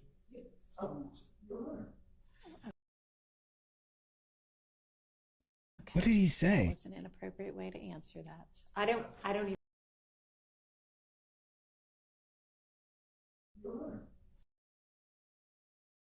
I don't know what I'm showing it my is, client the so. match description. Okay, that was an inappropriate way to answer that. I don't know what he said. He even said know something what murder. it is, so I can't rule on it. I would ask that we can approach Your Honor. All right.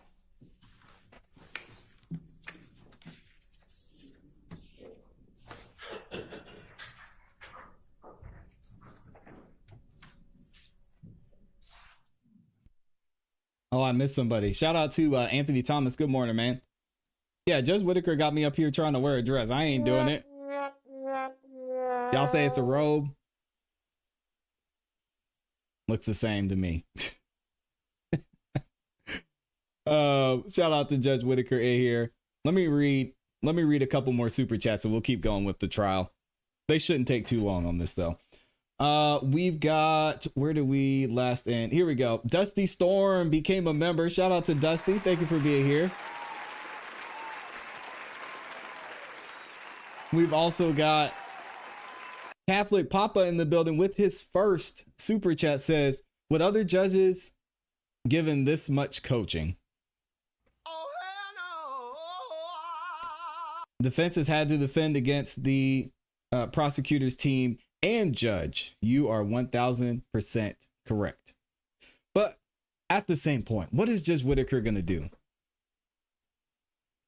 She could coach the other way and she could tell the defense to object over and over and over and over, but then we're not going to get anywhere. So she's just trying to to keep it moving because it's bad at this point. And then also Jerry, man, shout out to Jerry M with the 2-bomb as well. Appreciate you, Jerry. Thank you for the support. Let's go ahead and skip forward and see if we're actually going to get in here anywhere. Of course, right as cross-examination starts, we're having issues. Lord have mercy. Y'all ain't gonna get me in a black dress. I don't care what you call it. Kelly's in here, said no justice. Finding Good says take your pick, robe or kilt. Oh God.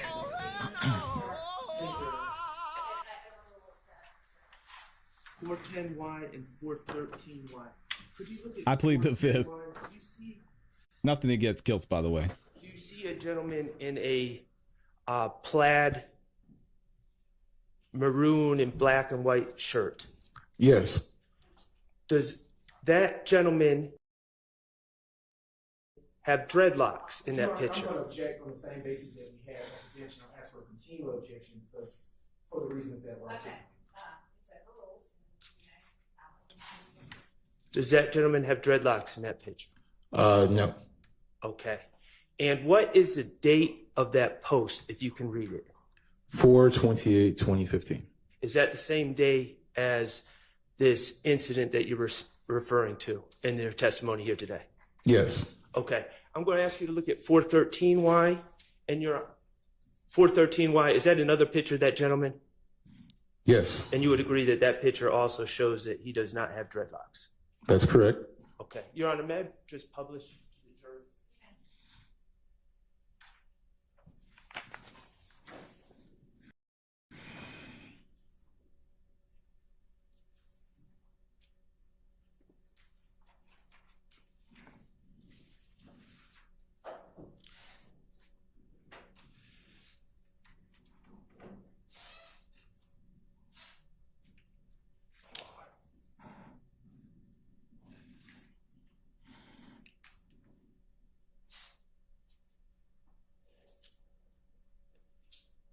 And Your Honor, once the jury is done with those photos, I don't have any further questions. Okay. All right. Do any other defense attorneys have questions for this witness? Nope, Rice Street. I don't want that either. Just take a redirect. I'm not going back. Mic back on. All right. All right. I'll give them just a second, and then you may do your redirect.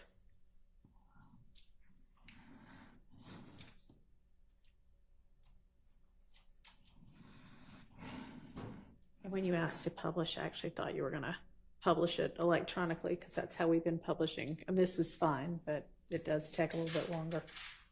I apologize. We didn't have the electronic copy available. Of this, okay, it's fine.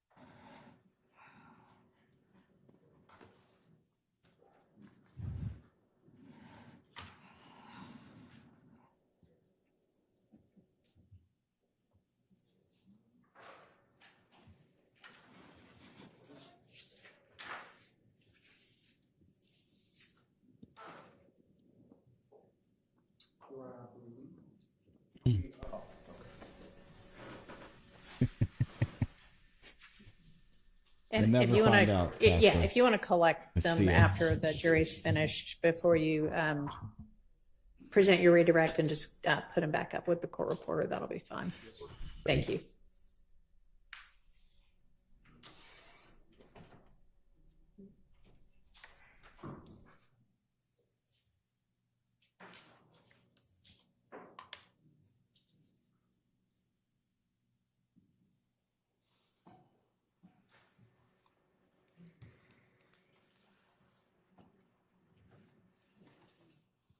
What's up, Sweeze? Good morning, Lunachick. Shout out to the Wanderscape. Thank you for being here.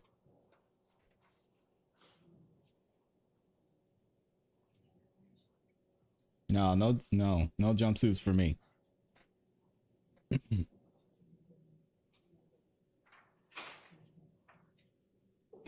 Shout out to Jim. Jim says, I think there's something wrong with my system. The audio always comes out strange. It makes everything the state says incoherent. I wonder why that is. Jim, we're gonna have to get Fulton County IT out there. They'll take care of you. I am now collecting, Your Honor, All right. state exhibits for 13. I am starting with State's Exhibit 413. And 413 Yankee, and I am handing it to the witness. I want to ask you a couple of questions about that exhibit, which is in your hand. Yes. On cross, you were asked a few questions by Mr. Stillwell's attorney. I want to ask you, do you know Shannon Stillwell? No. Do you know when that picture was taken? The date says 4. I want to ask you, John, I asked the answer to the question. Yes, sir. Go ahead. It's timestamped, yes. Okay. Do you know that if that was the date that the picture was taken or that the date that it was posted? I'm not sure. Right.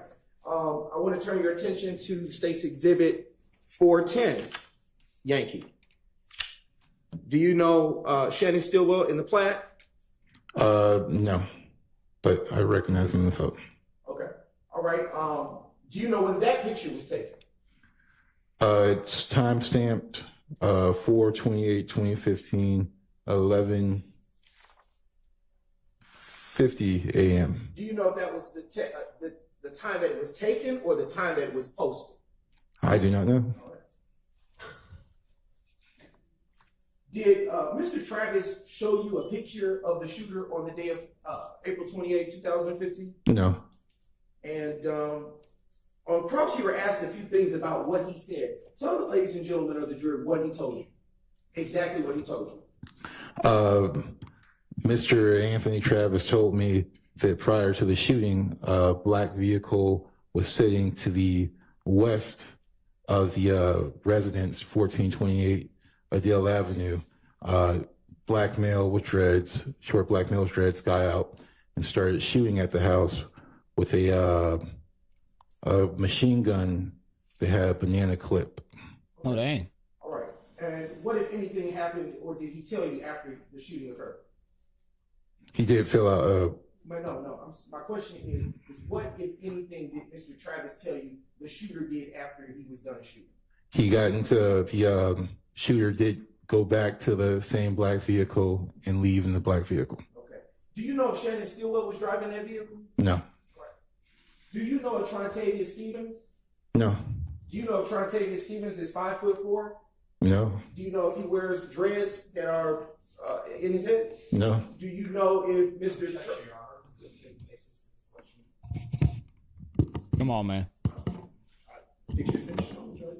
Probing based on the questions that were asked. I'm going to object as to leading. Sustained.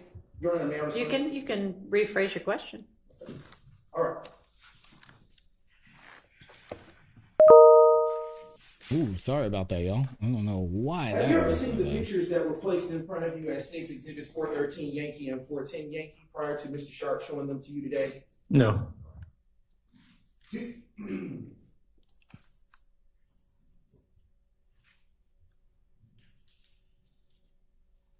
And do you know whether or not Trontavious Stevens is a member of YSL? Trontavious Stevions. I do have a few more questions. You testified that there was a banana clip that Mr. Travis described to you, correct? That's correct. All right. I would, in your training or experience, is banana clip the type of formal terminology used to describe such things? It's the improper terminology for a magazine. When you describe a magazine, what do you have? What do you understand? Or what are you communicating to the jury? In reference to this report with Mr. Anthony Travis, I believe he was talking about a rifle magazine, you know, kind of similar to the one I have mounted on my vest. How is it shaped? In the shape of a banana. And, A banana. What is the purpose of this magazine or banana clip, as Mr. Travis described? It feeds Lord. ammunition to the firearm. Did Mr. Travis tell you at that time whether or not he knew the shooter to have emptied the magazine or the banana clip? No. And what kind of rounds would be put inside of a magazine for a rifle? 223 762. And what shell casings were found on the scene of the shooting, crime scene of 1428 Adele Avenue Southwest? 223 762. And when Mr. Travis described to you There's Amy with the banana. what he observed the shooter to do, did he tell you that if was the coming. shooter got into the driver or passenger side of the vehicle? I don't remember if he told me. And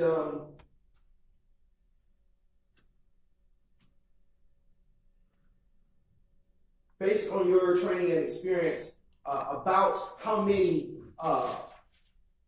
rounds can a magazine for a rifle hold inside of it? With a, depending on the type of magazine, 223 magazine can typically carry about 30 rounds. And about how many rounds, shell casings were found on the scene to your recollection? 32. Do you know how many people were inside the vehicle based on what Mr. Travis communicated to you on that evening? I do not. I have no further questions. All right, Mr. Shard, any recross? All right, thank you for your time, officer. You are excused. Call your next witness. Shout out to Superman. All right, at this time, the state now calls to the stand crime scene technician Alfred Turner.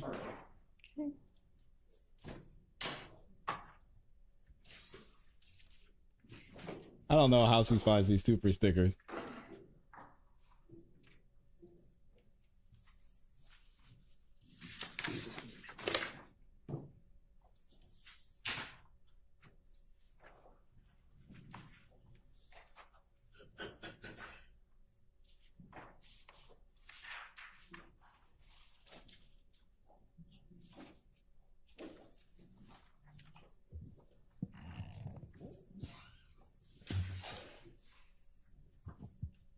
Can all of the attorneys do everybody a favor and have, when you know we're going into this sort of redirect, have your witness at the door ready to walk in, please? That's asking a lot, Judge Whitaker, but Thank you. we'll try.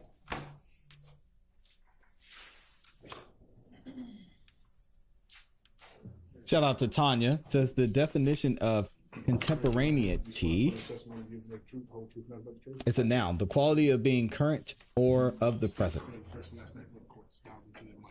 Thank you, Tanya.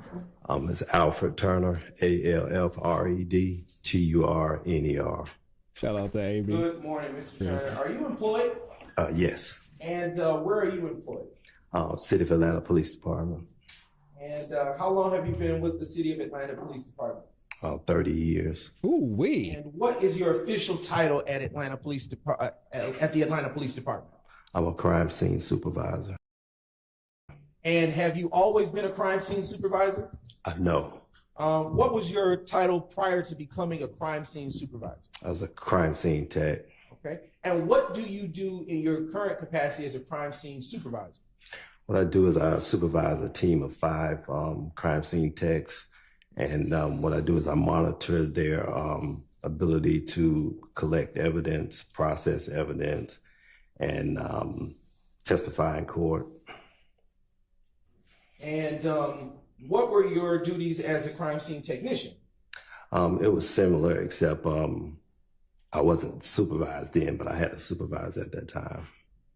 And when or about did you become a supervisor at the Atlanta Police Department's crime scene technician department? That was in 2015. Do you remember the month? I believe it was like August, maybe. About how many crime scenes would you say you've processed in your 30-year career? Maybe around 7,000, 8,000. How do you ordinarily become aware that there is an active crime scene for you to process? Try and make this a little bit more clear. Aware that there is an active crime scene for you to process. What we do is we monitor a radio on a main channel, and we are dispatched through the department by a zone officer. And what does it mean to secure a crime scene? Secure the crime scene is usually what the officers do. What they do is once they call us to a scene, then they actually stand by and just monitor the evidence and victims who may have been involved, and then they call us out to start to investigate it.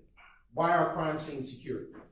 They're secured so evidence won't go missing.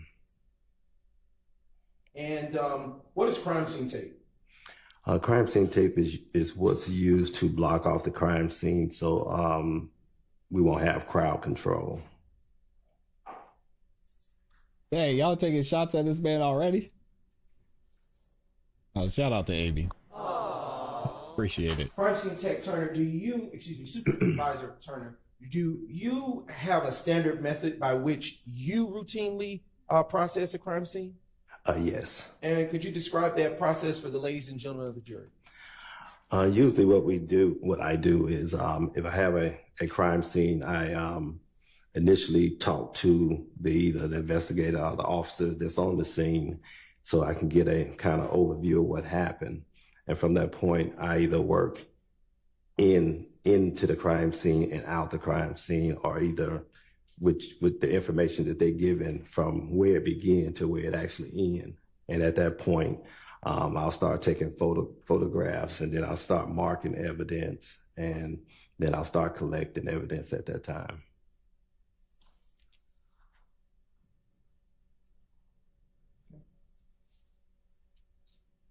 Do you, about how long does it take to process a crime scene? Come on, Mr. Brown. It varies depending on the crime scene. If it's something like a high profile scene, sometimes it can be days. Something like a homicide, maybe 3 hours. Shootings, 3 hours. Bank robberies, maybe about an hour and a half or so. And in your current capacity as a supervisor, do you still process crime scenes at all, or is that not the case?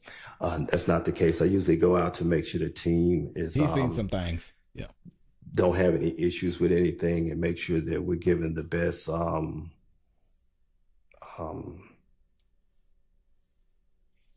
job to the city as possible. When you did process crime scenes, how did you determine where to start processing your crime scene? Again, usually the officers will give us a kind of a run through of what happened. And then from that point, you can kind of see how the crime scene kind of go, by visual looking at it. Earlier, you spoke about taking pictures at a crime scene. Do you recall testifying to that? Yes. And is there a certain method by which you take pictures? With a camera? Yeah, you just basically take overall photos of everything that you see at the scene, and the evidence you take photographs of where the evidence was. You kind of take it far back, and then you take it close up, so you can kind of pinpoint where it was. Do you use Nikon or Canon? What millimeter lens? What do you do with the pictures after you take them? I download them and turn them into our photo lab. How do you go about the evidence collection process? Is there a certain way you store evidence? Yes, we have a storage room. We also have a evidence room at the police department where evidence is actually taken, or our evidence can be sent to our crime lab or either GBI crime lab. How do you take the evidence? Do you put it in your pocket and go to the lab, or what do you do with the evidence? No, the evidence is bagged, tagged. It usually have the complaint number, the victim, the time it was collected, what's inside the bag, the time it was collected, and I have my initials on every piece of evidence that I collect. And then at that point, it's either process it if it needs to be processed, and then if it doesn't need to be processed, then we'll send it to either a crime lab so they can process it from that point. Do you run any types of tests on evidence that is collected from the crime scenes that you used to run? Yes, we print evidence. We have different methods of processing that we use. What type of tests would you normally run on, say, shell cases? On shell cases, we usually run, we'll print those with black powder. We usually super glue them first, and then we use black powder to process them. What does super glue do for testing the shell case? What super glue does is it actually lifts the prints up and kind of make them rise. And then after that, if they're on there, you can kind of see them, and then you can use the fingerprint I'll powder be right back, to y'all. actually take the print off of it. Oh man. In your experience as a crime scene tech, have you ever gotten a fingerprint off of a shell casing? No. Why not? Usually the casings are too small, but we try all the time. Do you prepare, well, did you, in your former capacity as a crime scene tech, not a supervisor, prepare crime scene diagrams? No. Why not? We used to do them when I started back in '93, but then it was taken over by the investigators. So the investigators or the officers do the actual diagrams now.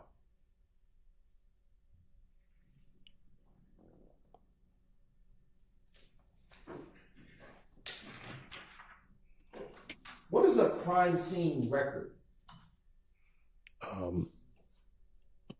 A crime scene record. A record or report? Oh. Yes. Okay, a report. A report is what we actually do when I take photos. I have to. We're gonna make it, y'all. Do a log of each photo that I take. When I take evidence, I have to do a actual log of every piece of item that I take, and then I actually have to do a whole narrative of what I did from beginning of the crime scene to the ending of the crime scene. Why might you prepare crime scene records? It's needed for court purposes. For one, it's needed for my records. It's one. Photo Lab actually has one to actually make sure that the photographs match the picture that was taken. So every piece of item is used to show that all these things were documented properly. Do you recall working on Tuesday, April 28th, 2015? Yes. All right. And do you recall, tell the ladies and gentlemen of the jury what, if anything, you recall about working that day? I was called that a shooting occurred at 1428 Adele Avenue Southwest. And Officer Pitts advised that he needed photographs and evidence collected at that crime scene. So what aim? Okay. And to your knowledge, what is located at that address? When I actually got to the address, I noticed that there was a bunch of shell casings in the streets, in the yard. A few, I think it was 3 vehicles had damages from gunshots, and the residents had a bunch of gunshot damages to the residents.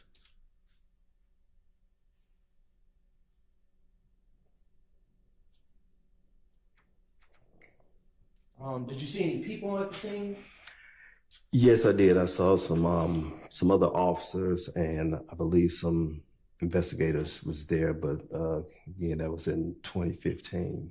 Do you recall what time of day it was, or around or about when you arrived? Around 4 o'clock in the morning, because I work midnight shift. Do you recall the weather conditions at that time? What? I believe it was just kind of cool, but Better question. Was there sun up or was the sun down? No, the sun was down. It was dark. Was the crime scene secure when you arrived that day? Yes. By any chance, would you recall who secured it? I would think that Officer Pitts would have secured the scene. Did you go to the crime scene alone, or were you accompanied by anybody? I was by myself.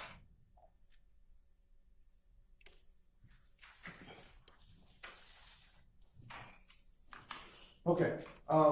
So did you in fact process this crime scene that is under discussion at this time? Yes. What was the first thing that you did on Tuesday, April 28th, 2015 to process this crime scene that we're talking about?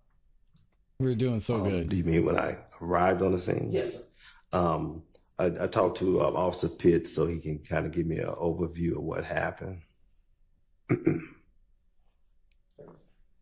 And did you, as you described earlier, for this scene, put evidence placards down?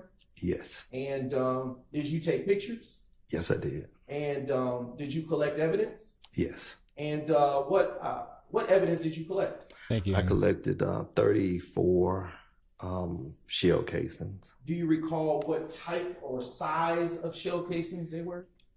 Yes. Do you? Is it not apparent to you at this moment, off the top of your head? I just didn't want to get the number wrong. Okay. Would anything help refresh your recollection? Yes, I can. I'm going to approach the witness with was in street marks. What would refresh your recollection? If I looked over my notes. Okay. I'm going to approach the witness with what has been pre-marked as State's Exhibit 10 KK, and I'll allow you to look at this and see if your memory's been refreshed. I'm going to take that so that you can look at that.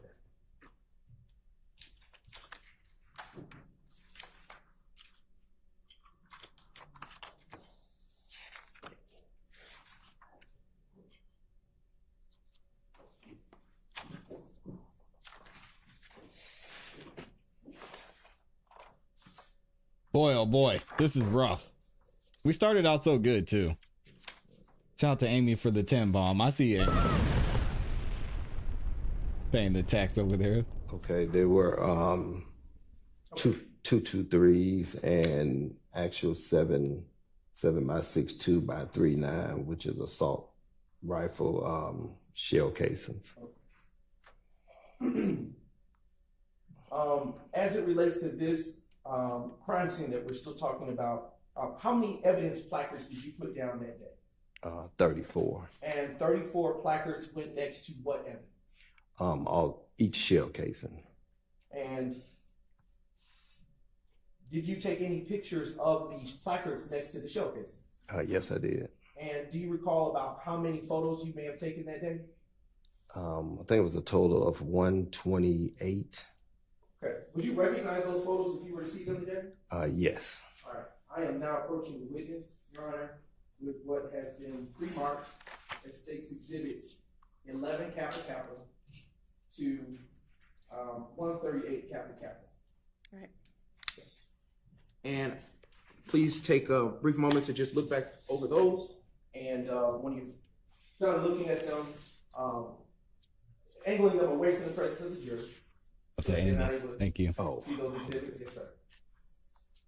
And Appreciate you, Amy.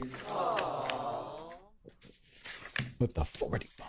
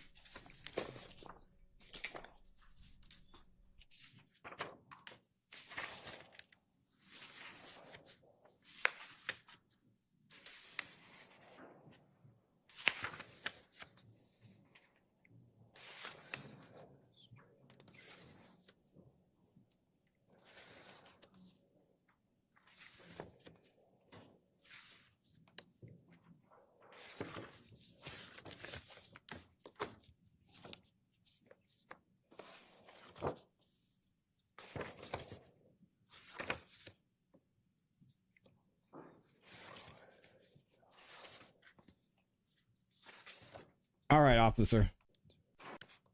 We got a delay gang for a reason. We got to skip through some of this. Hey, he's looking at the whole thing. God dang.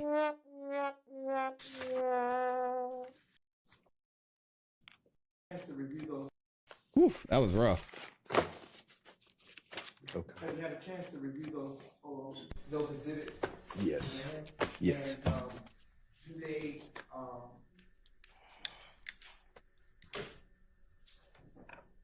what do they reflect? They reflect the crime scene that I took photos of. What is the address of that crime? 1428 Adele Avenue. And where did you take those photos? That was on April 28th, 2015.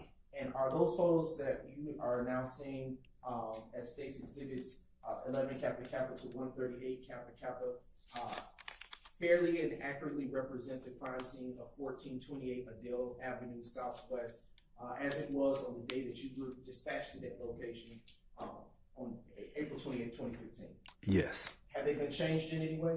No. Your Honor, at this time, the state now moves to admit state's exhibits 11 Kappa Kappa to 138 Kappa Kappa. Your Honor, and request permission to publish, subject to your rule. All right, those are admitted and you may. Yes, Your Honor, and I will be only publishing just a few. All right, thank you. All right. Mr. Atkins, if you would publish state's exhibit number 11 Kappa Kappa, and Crime Scene Turner, you will see a populate on the screen behind you and on the laptop before you. So okay. Oh, here we go. We got some crime scene photos. Now it's getting interesting. Now showing you state's exhibit 11 Kappa Kappa. Crime Scene Turner, can you, Supervisor Turner, excuse me, can you tell the ladies and gentlemen of the jury what it is that we're looking at here in this exhibit? That was basically a photo of the street area on Adele Avenue. Okay. You described earlier overviews of, you take overviews of pictures. Is this one such type of photo? Yes. All right. And what was the purpose of this overview? It's just basically to show the actual street and actually what the photo shows from a distance. All right. Now showing you what has been admitted as state's 14 Kappa Kappa. What is being shown in this exhibit? That's also an overall photo of Adele Avenue, and I was showing the actual residence from a distance. Is this the opposite direction from the previous exhibit that we're looking at in terms of direction? Yes. All right. What else do you see? Well, pause that.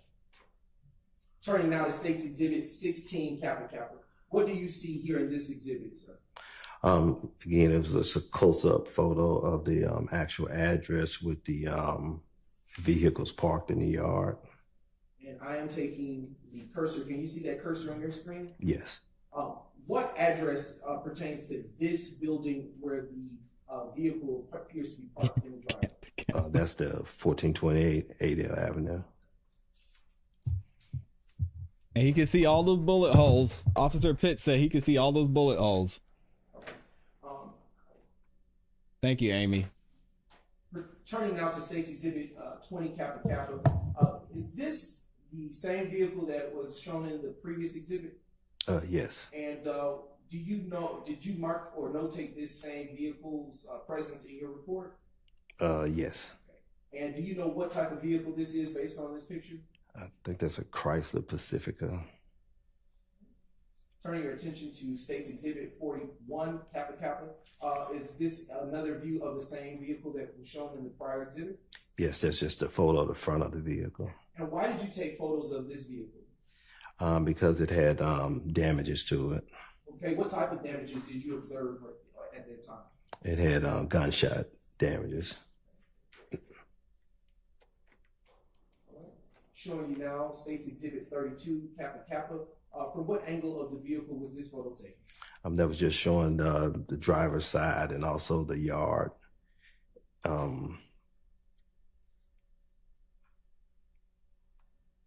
Yeah, just showing the driver's side and the yard of Adele Avenue.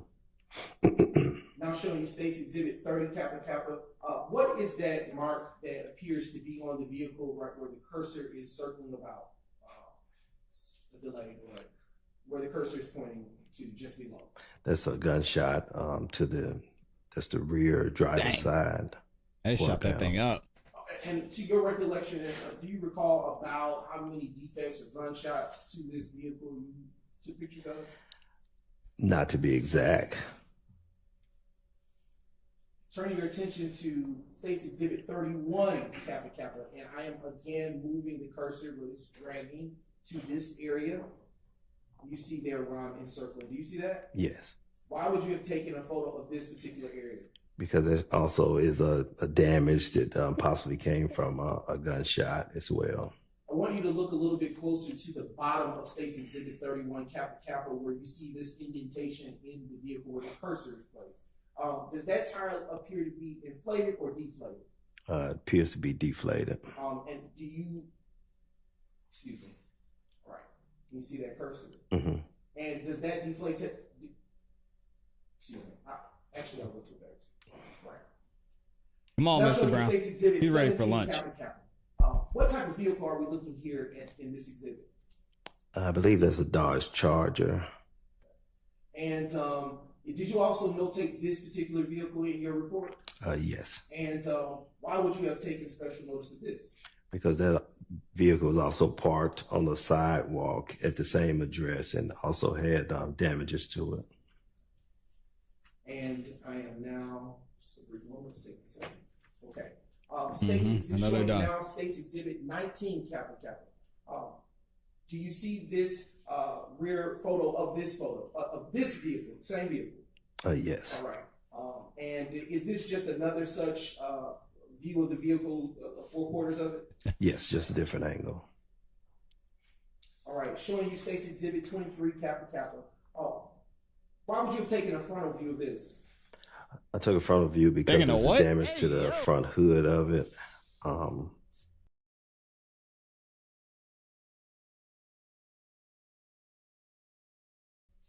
Where it's parked at.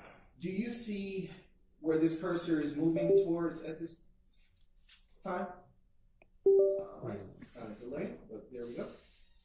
You see that area right there? It's darker than the rest of the concrete? Oh. Thank y'all. I appreciate it. Oh, yes.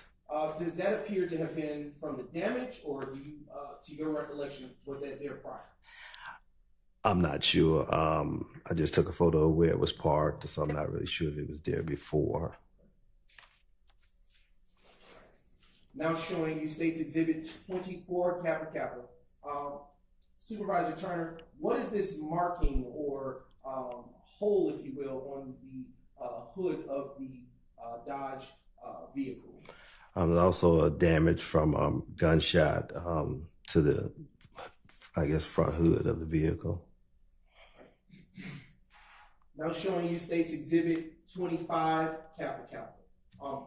Is this, do you see this indentation on this vehicle where the cursor is attempting to put? There we go. Yes. And what do you know that to be based on your training and experience? And that's also gunshot damage right there on the top hood. Are there two markings in the same vicinity on this exhibit? From my experience, it looks like the gunshot went through the hood and kind of stopped at that top part. Turning your attention now to State's Exhibit 33, Kappa Kappa. Everybody has an infinity. It's another one. Why you would have taken such a photo? And also this vehicle, an Infinity, was parked in the same driveway, and it also had damages to it as well. Do you see anyone in front of the home? Yes. Did you get a chance to speak to them? No. All right. Now showing you State's Exhibit 36, Kappa Kappa. Can you describe for the ladies and gentlemen of the jury the damage that you observed? Kappa Kappa. The defects on this particular vehicle that was there.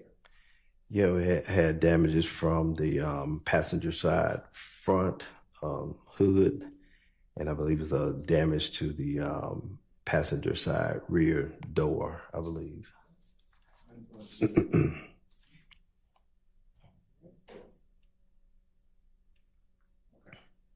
Is that a a separate defect from the first that we just observed in the prior exhibit?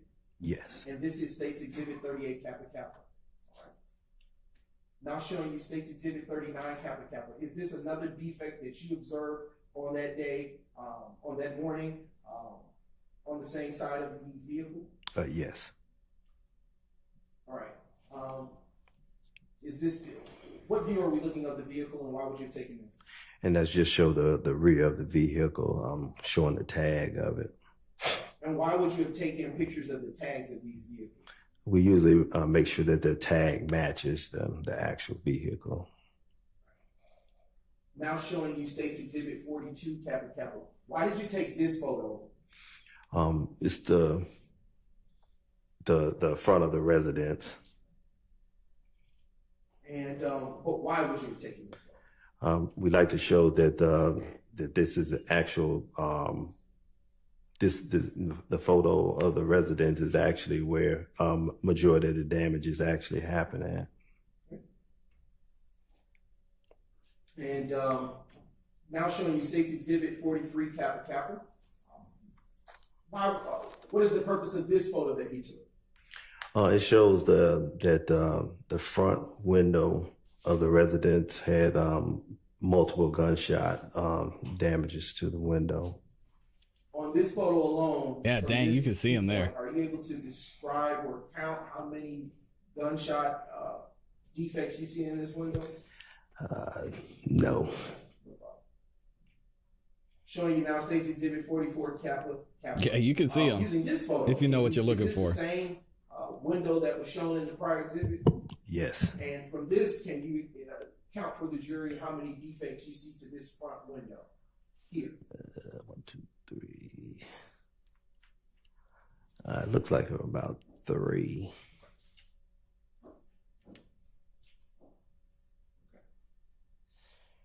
Utilizing State's Exhibit 44 Kappa Kappa, how many defects do you see? And on this one is 2. Do you see? Get closer. Do you see the cursor? Yeah. All right. Is that a defect? Okay, it disappeared. Still right there. Cursor. Oh, yeah, Farmer says those guys lit that house up. Yeah, but that'll be 3. Okay. They did. All right. Okay. Is this a different photo or a different view of the same front window that had defects? Yeah, it's just I think it looks more like a closer up photo, but the same window. Is this a different defect than the 3 that we just previously looked at? I believe it was just higher. The photo looked like it was just higher up. Right. Yeah, the brother needs his glasses. State's Exhibit 47 Kappa Kappa. That's one defect. I'm sorry? That's just one gunshot. Okay. Is this a separate from the previous 3 that we just saw? It was quite a few, so I'm not really sure. All right, no problem. Okay. All right. Now turning your attention to State's Exhibit 48 Kappa Kappa. Yeah, they lit that house up for real. You're right. This is an overall view of once I took my initial photo of the actual street. This was to show you that the actual shell casings were out there, but without the numbers, you wouldn't have been able to see them. So the numbers actually show each shell casing where they were actually laying. Is this an overview of some of those placards that were placed out there? Yes. Objection 403, cumulative, waste of time.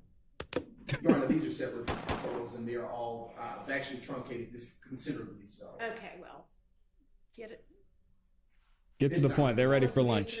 As quickly as possible. Sure thing, Your Honor. State's Exhibit 49 Kappa Kappa. Is this yet another view over a different angle of the similar view of the placards? Yes. All right. Okay. Again, is this a different view of the beginning of the numbers from which you started with the placards? Yes. And that is State's Exhibit 51 Kappa Kappa. All right, showing you State's Exhibit 53 Kappa Kappa. Is this, what do you see here? It was a marker number 11 of a shell casing. Is it away from the rest of the shell casings or placards that you saw or put down that day? Yes. Okay. Showing you State's Exhibit 52, Kappa Kappa. What? Same objection, Your Honor. Cumulative waste of time. All right. I mean, at some point, it certainly becomes that. So please, utilize the ones that are necessary to be able to tell the incident. I am going to move on. He said, sure. I'm going to fast forward. Like Miss Hilton. And I'm going to point your attention to State's Exhibit 67, Kappa Kappa. All right. Here we have State's Exhibit Kappa Kappa. What are we looking at here? Shell casing 1 and 2. And do you recall which shell casings those were in terms of size? They was 223s. Not the 2. All right, showing you State's Exhibit 68, Kappa Kappa. Is this a separate shell casing from those that we saw in the previous exhibit? Yes. All right, do you recall what size this was? I would have to look at my notes to be exact. Sure. Between the two, excuse me. All right, showing you State's Exhibit 69, Kappa Kappa. Does this capture the shell, another shell casing that you discovered? Yes.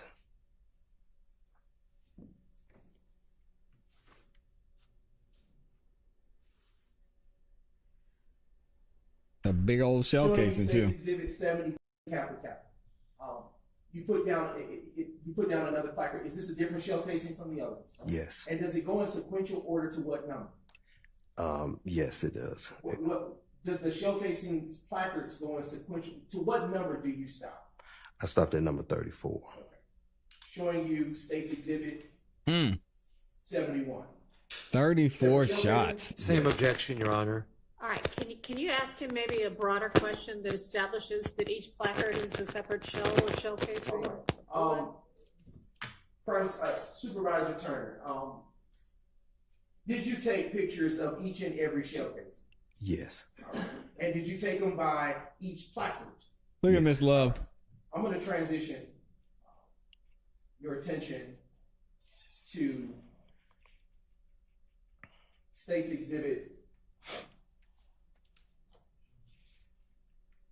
We got another one. Have you ever had a dream that we got another one, y'all. You want. Oh, 101. There we go. All right. Kappa Kappa. All right. In this photo, why would you have taken this photo and where was it taken?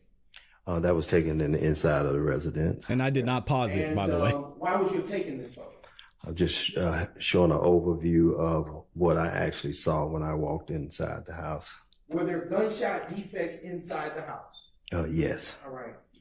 Utilizing State's Exhibit 114, Kappa Kappa, can you tell the ladies and gentlemen of the jury where you see those gunshot defects to be? In this photo, the gunshots are behind the couch. Is it fair to say they're on the couch? No, it's in the back of the couch. What is that where the cursor is pointing? And those are the gunshot holes. Okay. How many do you see? 2. Okay. Why would you have taken this photo in State's Exhibit 102, Kappa Kappa? 34 is a lot of shots. Because I took a photo of the window from the front. I also took from the inside of the house, showing the damages from the inside of the house. Showing you State's Exhibit 118, Kappa Kappa. Do you see damages to the window in this photo? Yes. All right. How many defects do you see? I see 4. Showing you State's Exhibit 103, Kappa Kappa. Do you see any defects to the home in this photograph? Yes. Where do you see it? It's in the wall, just in the middle of the lamp. All right. Is where the cursor is pointing, where that defect that you're describing is positioned? Yes. All right. Yeah, I like the house. Exhibit 108, Kappa Kappa. What are we looking at here? There's also a defect in the wall near I guess there's a horn on the wall. Dang. Showing you State's Exhibit 105, Kappa Kappa. Do you see a defect in this photo? Yes. Were there multiple defects inside the home? Yes. Were there defects downstairs? Yes. Were there defects upstairs? I don't think so. Turn your attention to State's Exhibit 110. Do you see any defects in this photo? Yes. And that is 110 Kappa Kappa. How many defects do you see in this photo upstairs? That's 3. I am turning your attention now to State's Exhibit 113 Kappa Kappa. Do you see a defect in this photo? Yes. All right. And is that defect where the State's cursor is pointing? Yes. Showing you State's Exhibit 122 Kappa Kappa. Do you see any gunshot defects in this photo? Yes, below the picture on the wall. Showing you State's Exhibit 124 Kappa Kappa. Do you see any gunshot defects in this picture? Yes. How many do you see? 2. Showing you now State's Exhibit 125 Kappa Kappa. Do you see any gunshot defects to the door in this photo? Yes. All right. Is that defect where the State's cursor is moving? Yes. Dang. Are all of those defects that you described noted, well, excuse me, are those photos that you took showing those defects noted in your crime scene record? Yes. Okay. And all of the defects that you saw, were there any placards next to the defects? No. Why wouldn't you put placards next to the defects? Usually the investigators didn't request any for those, for this actual case. The vehicles that were affected by the gunshot defects, what, if anything, does APD do anything with those vehicles? Yes, what we do is we impound the vehicle and then we search it later if that's something part of the investigation.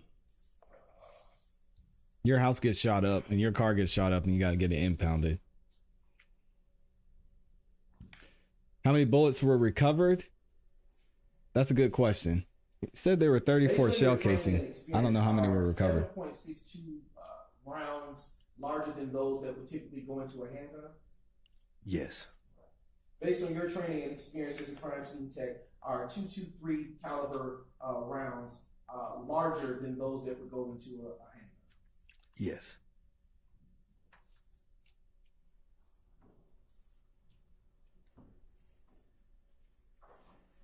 Earlier, you talked about the types of testing that is done on shell casing evidence. Do you recall that? Yes.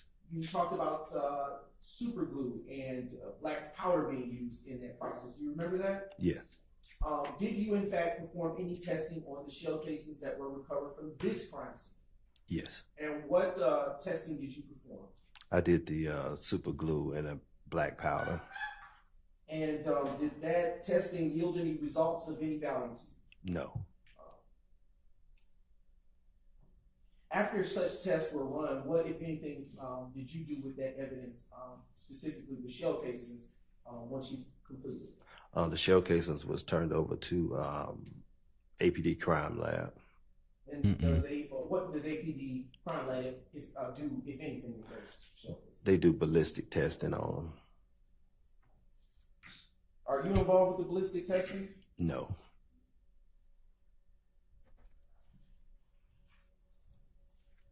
Oops, typed that wrong. It's allegedly a rival gang member, Aaron.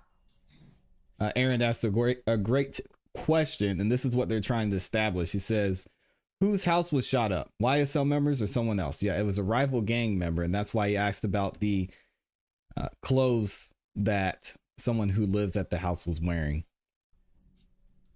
And they're saying that's why they shot it up. Earlier that you prepare In the furtherance of YSL.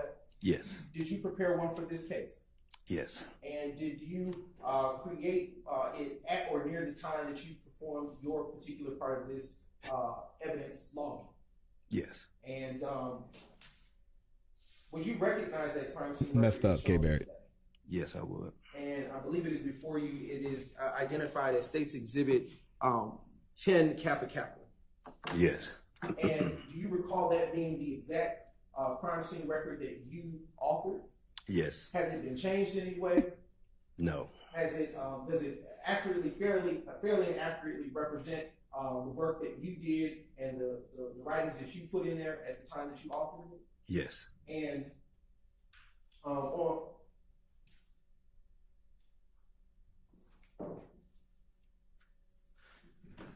does that crime scene record contain all of the descriptions of the photos that you took on that day?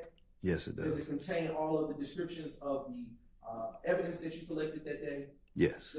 Does it contain all of what you did around or about that time on April the 28th, 2015? Yes, it does. Your Honor, at this time, the state now moves to admit states 10 capital names. Your Honor, I would object to this admission. The testimony, or it would be cumulative of the testimony already provided by this witness.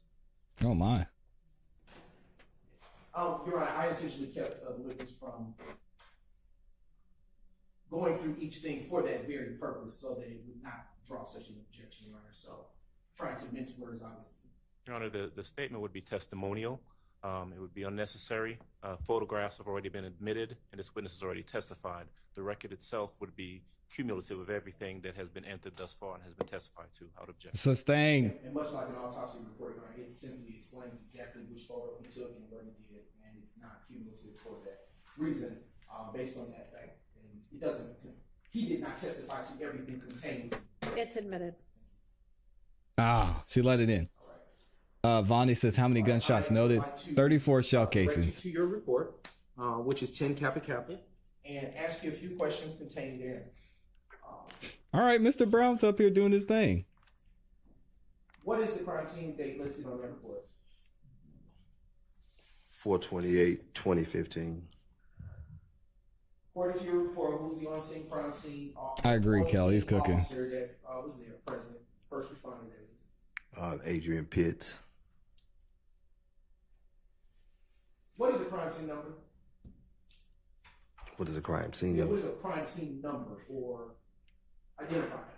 Well, the crime scene number for us is the actual number that we use to start our crime scene report. I agree, Roger.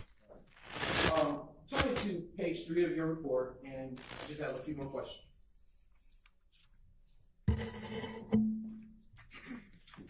On that report, do you see something by the mention of artificial lighting? Yes.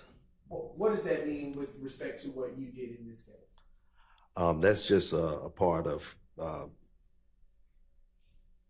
camera that the set for that right there just shows that I use an actual bulb to take the photos because it's nighttime.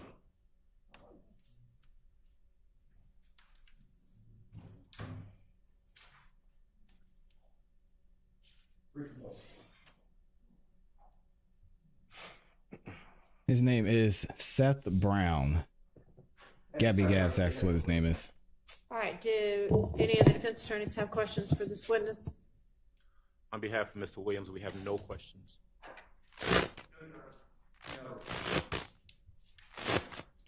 Mr. Williams, Mr. Harvey. Okay. All right. Thank you for your time. You are excused. Oh. And this is probably a good time to break for lunch. I mean, what are they going to ask him? Are you sure the house was shot up? Shell casing And, number 12. Ladies and gentlemen, we have some What's up with matters to deal with over the lunch hour, as is not atypical in this case. So I'm going to give y'all until, let's see, it's 1:30. Okay, so apparently there's something going on. I'm going to see if I can find any information on what is happening and what she has to talk about. Is it about Mr. Zachary or is there something else? Let me see if I can find it.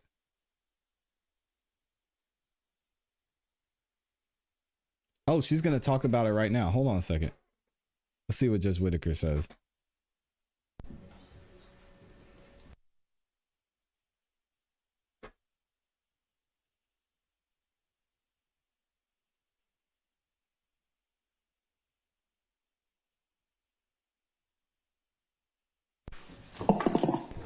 We're going to need to take up some matters over lunch, and Ms. Hilton needs to be here for that. Is she readily available, or? I'm actually, when I saw the email, I was sending word to have to come over, and she's available to come over. Okay. There was also the matter of preparing and getting to the court, the correspondence she was collecting, all of the correspondence she had, when we had everything ready. Getting to the court now too as well. Okay. Miss Hilton's in trouble. And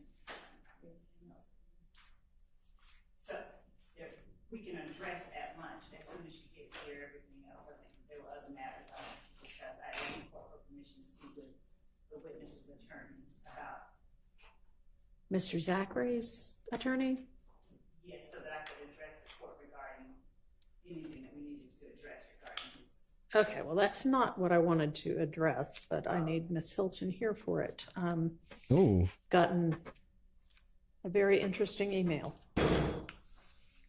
And I'm going to want to discuss it as a bench matter, but it is very difficult to have everybody huddle at the bench. So when Ms. Hilton gets over for us to discuss that, I'm just going to ask that the media and the audience be excused, because you wouldn't normally hear what goes on with a bench conference. It'll be taken down for the record, but it's just too difficult to have a serious, involved conversation huddled around very little space.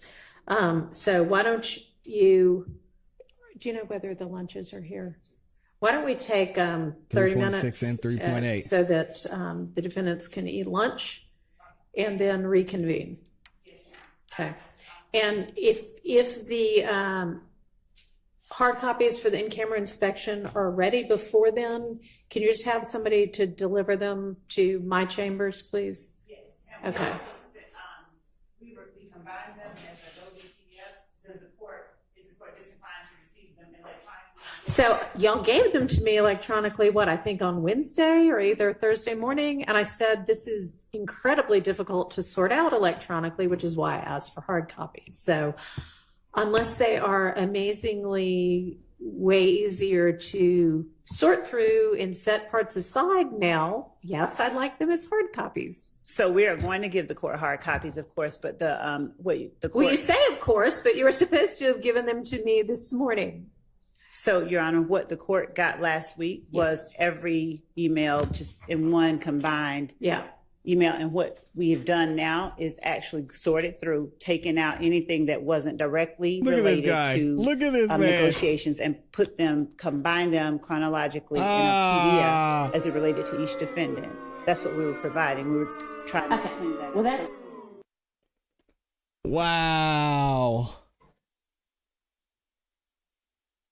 Wow, really?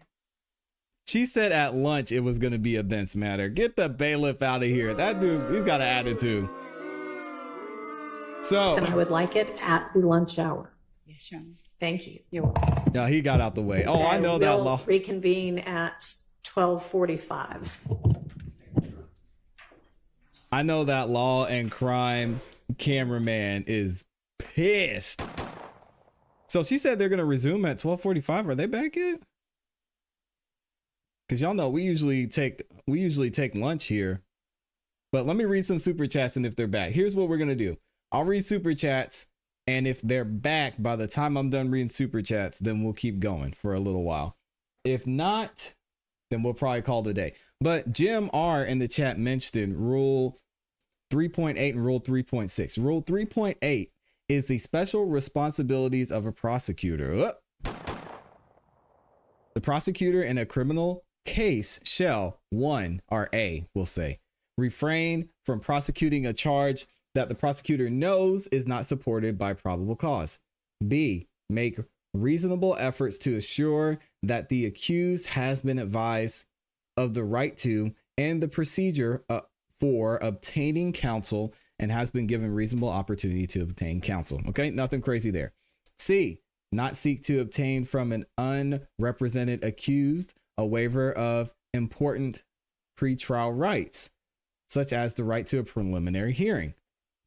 D, make timely disclosure to the defense of all evidence or information known to the prosecutor that tends to negate the guilt of the accused or mitigates the offense, and in connection with the sentencing disclose to the defense and to the tribunal all unprivileged mitigating information known to the prosecutor, except when the prosecutor is relieved of this responsibility by a protective order. Not subpoena a lawyer in a grand jury. Okay, I doubt she did that. And we have a few other things here. I want to look at 3.6 and see what that's about. And thank you to Jim for this too. We've talked about 3.6 before, and that is a trial publicly. And I think the reason I talked about this was when we were talking about Fannie Willis. I can't remember for sure, but it says, A of Rule 3.6 says a lawyer who is participating or has participated in the investigation or litigation of a matter shall not make an extrajudicial statement that the lawyer knows or reasonably should know will be disseminated by means of public communication and will have a substantial likelihood of materially prejudicing, I always mess that word up, an adjunctive proceeding in the matter. So basically, hey, you can't be out here saying, yeah, these dudes did it. They did it. We're going to prove it. And we're going to make Fulton County safer. You can't do that. So I don't know. I'm wondering if something happened there. I guess we're going to have to wait and see. Shout out to Amy. She's ready for lunch up in here. She dropped a crazy super sticker. She's got the banana in there. She's got the cake. Hey, yo. She got the banana. Amy is going crazy with the super stickers and she's ready for lunch. I know. We got to get her a break. She dropped a hamburger in there, which is crazy because that's what I'm actually having for lunch. Shout out to Amy, always showing support. She is the co-sponsor of today's show too. BBSC says, I need to get Mr. Brown some coffee. He's running. Oh man, he's running out of juice. For real, he is. Amy also dropped the 10 bomb. She said, paying the banana tax, you got to pay up. And then she dropped the 40 bomb with the heart. Shout out to Amy. Big supporter because she also gifted 5 memberships. Which, did I get those in the banner, Amy? Hold on, let me see. I got to make sure. Yeah, I got them in there. Shout out to Amy for being one of the amazing co-sponsors of today's show and amazing moderator in the chat too. Let me see what y'all are saying in the chat. I'll double check and see if they're back from this short lunch yet. And if they are, we'll keep going for a little while. Let me see. Amy is also reminding y'all to like the video too. Thank you for that, because we have almost 1,200 people in here and 1,500 of y'all like the video. Thank you. Yeah, Hilton done messed up. She's about to get in trouble. I want to find out what happened. I'm gonna have to see. I'll look to see if there's any updates on what could have possibly happened to Hilton. Everyone that I usually look to, like Kathy Russin and Thugger Daly and Joseph Papp, they haven't said anything other than what we just saw. Now, Judge Whitaker said initially they were going to break until 1:15 or 1:30, and then she said 12:45. So we'll see what happens.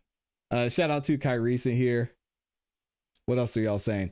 Vaughn Eason says 34 was gunshots, mostly outside. Doesn't include bullets in the walls and windows. Never mentioned how many in total. Yeah, I think the defense kind of shut that down though. They got tired of asking questions. We get it. The place got shot up. It's fine. Right, keep it moving. Daly says, I'm listening every day, and today someone gifted me a membership. Aww. Whoever you are, thank you. Shout out to Full Drinking and Half Thinking. Gifted memberships. Rice Street was over there making it rain because all our tax money is going to Rice Street, and they're keeping it. They're not even putting it back into the jail, man. It's sad. And then Amy gifted some memberships as well. MJ says Whitaker sounds pissed. Yeah, she is not happy. Private user is up in here. I love that username in the anonymity. Says, looks like Miss Love hasn't paid any banana tax for a long time. God dang. Woo. Let her live. Private membership. Let her live. And then Susan says the jury is out until 1:30. Okay. So it looks like they're going to be gone until 1:30 for real. All right, y'all. We're going to get up out of here. I will catch y'all tomorrow morning, 9:30 a.m. Eastern Standard Time sharp. Thank you to everyone who supported the channel. Let me give a big shout out to our channel, the sponsors of today's show. We had Full Drinking and Half Thinking gifted 25 memberships, dropped the 75 bomb. Rice Street gifted 30 memberships. Jeez. And Amy dropped the 55 bomb and 5 memberships. Wow. Appreciate y'all. Thank you again to everyone who likes the video. That really is the #1 way you can support the channel. I'll be following what's going on this afternoon, seeing if anything crazy happens. If it does, we'll talk about it tomorrow morning. Make sure if you haven't yet, subscribe. Hit the notification bell so you don't miss any time we go live, because we're dropping a ton of videos over here every single day. You guys don't want to miss out on those as well. Hope y'all have a great rest of your day. Appreciate, again, everybody who's in here. You know what to do. Keep growing. Keep pushing. Keep it classy. We gone. Peace. And shout out to Judge Whitaker in the chat too.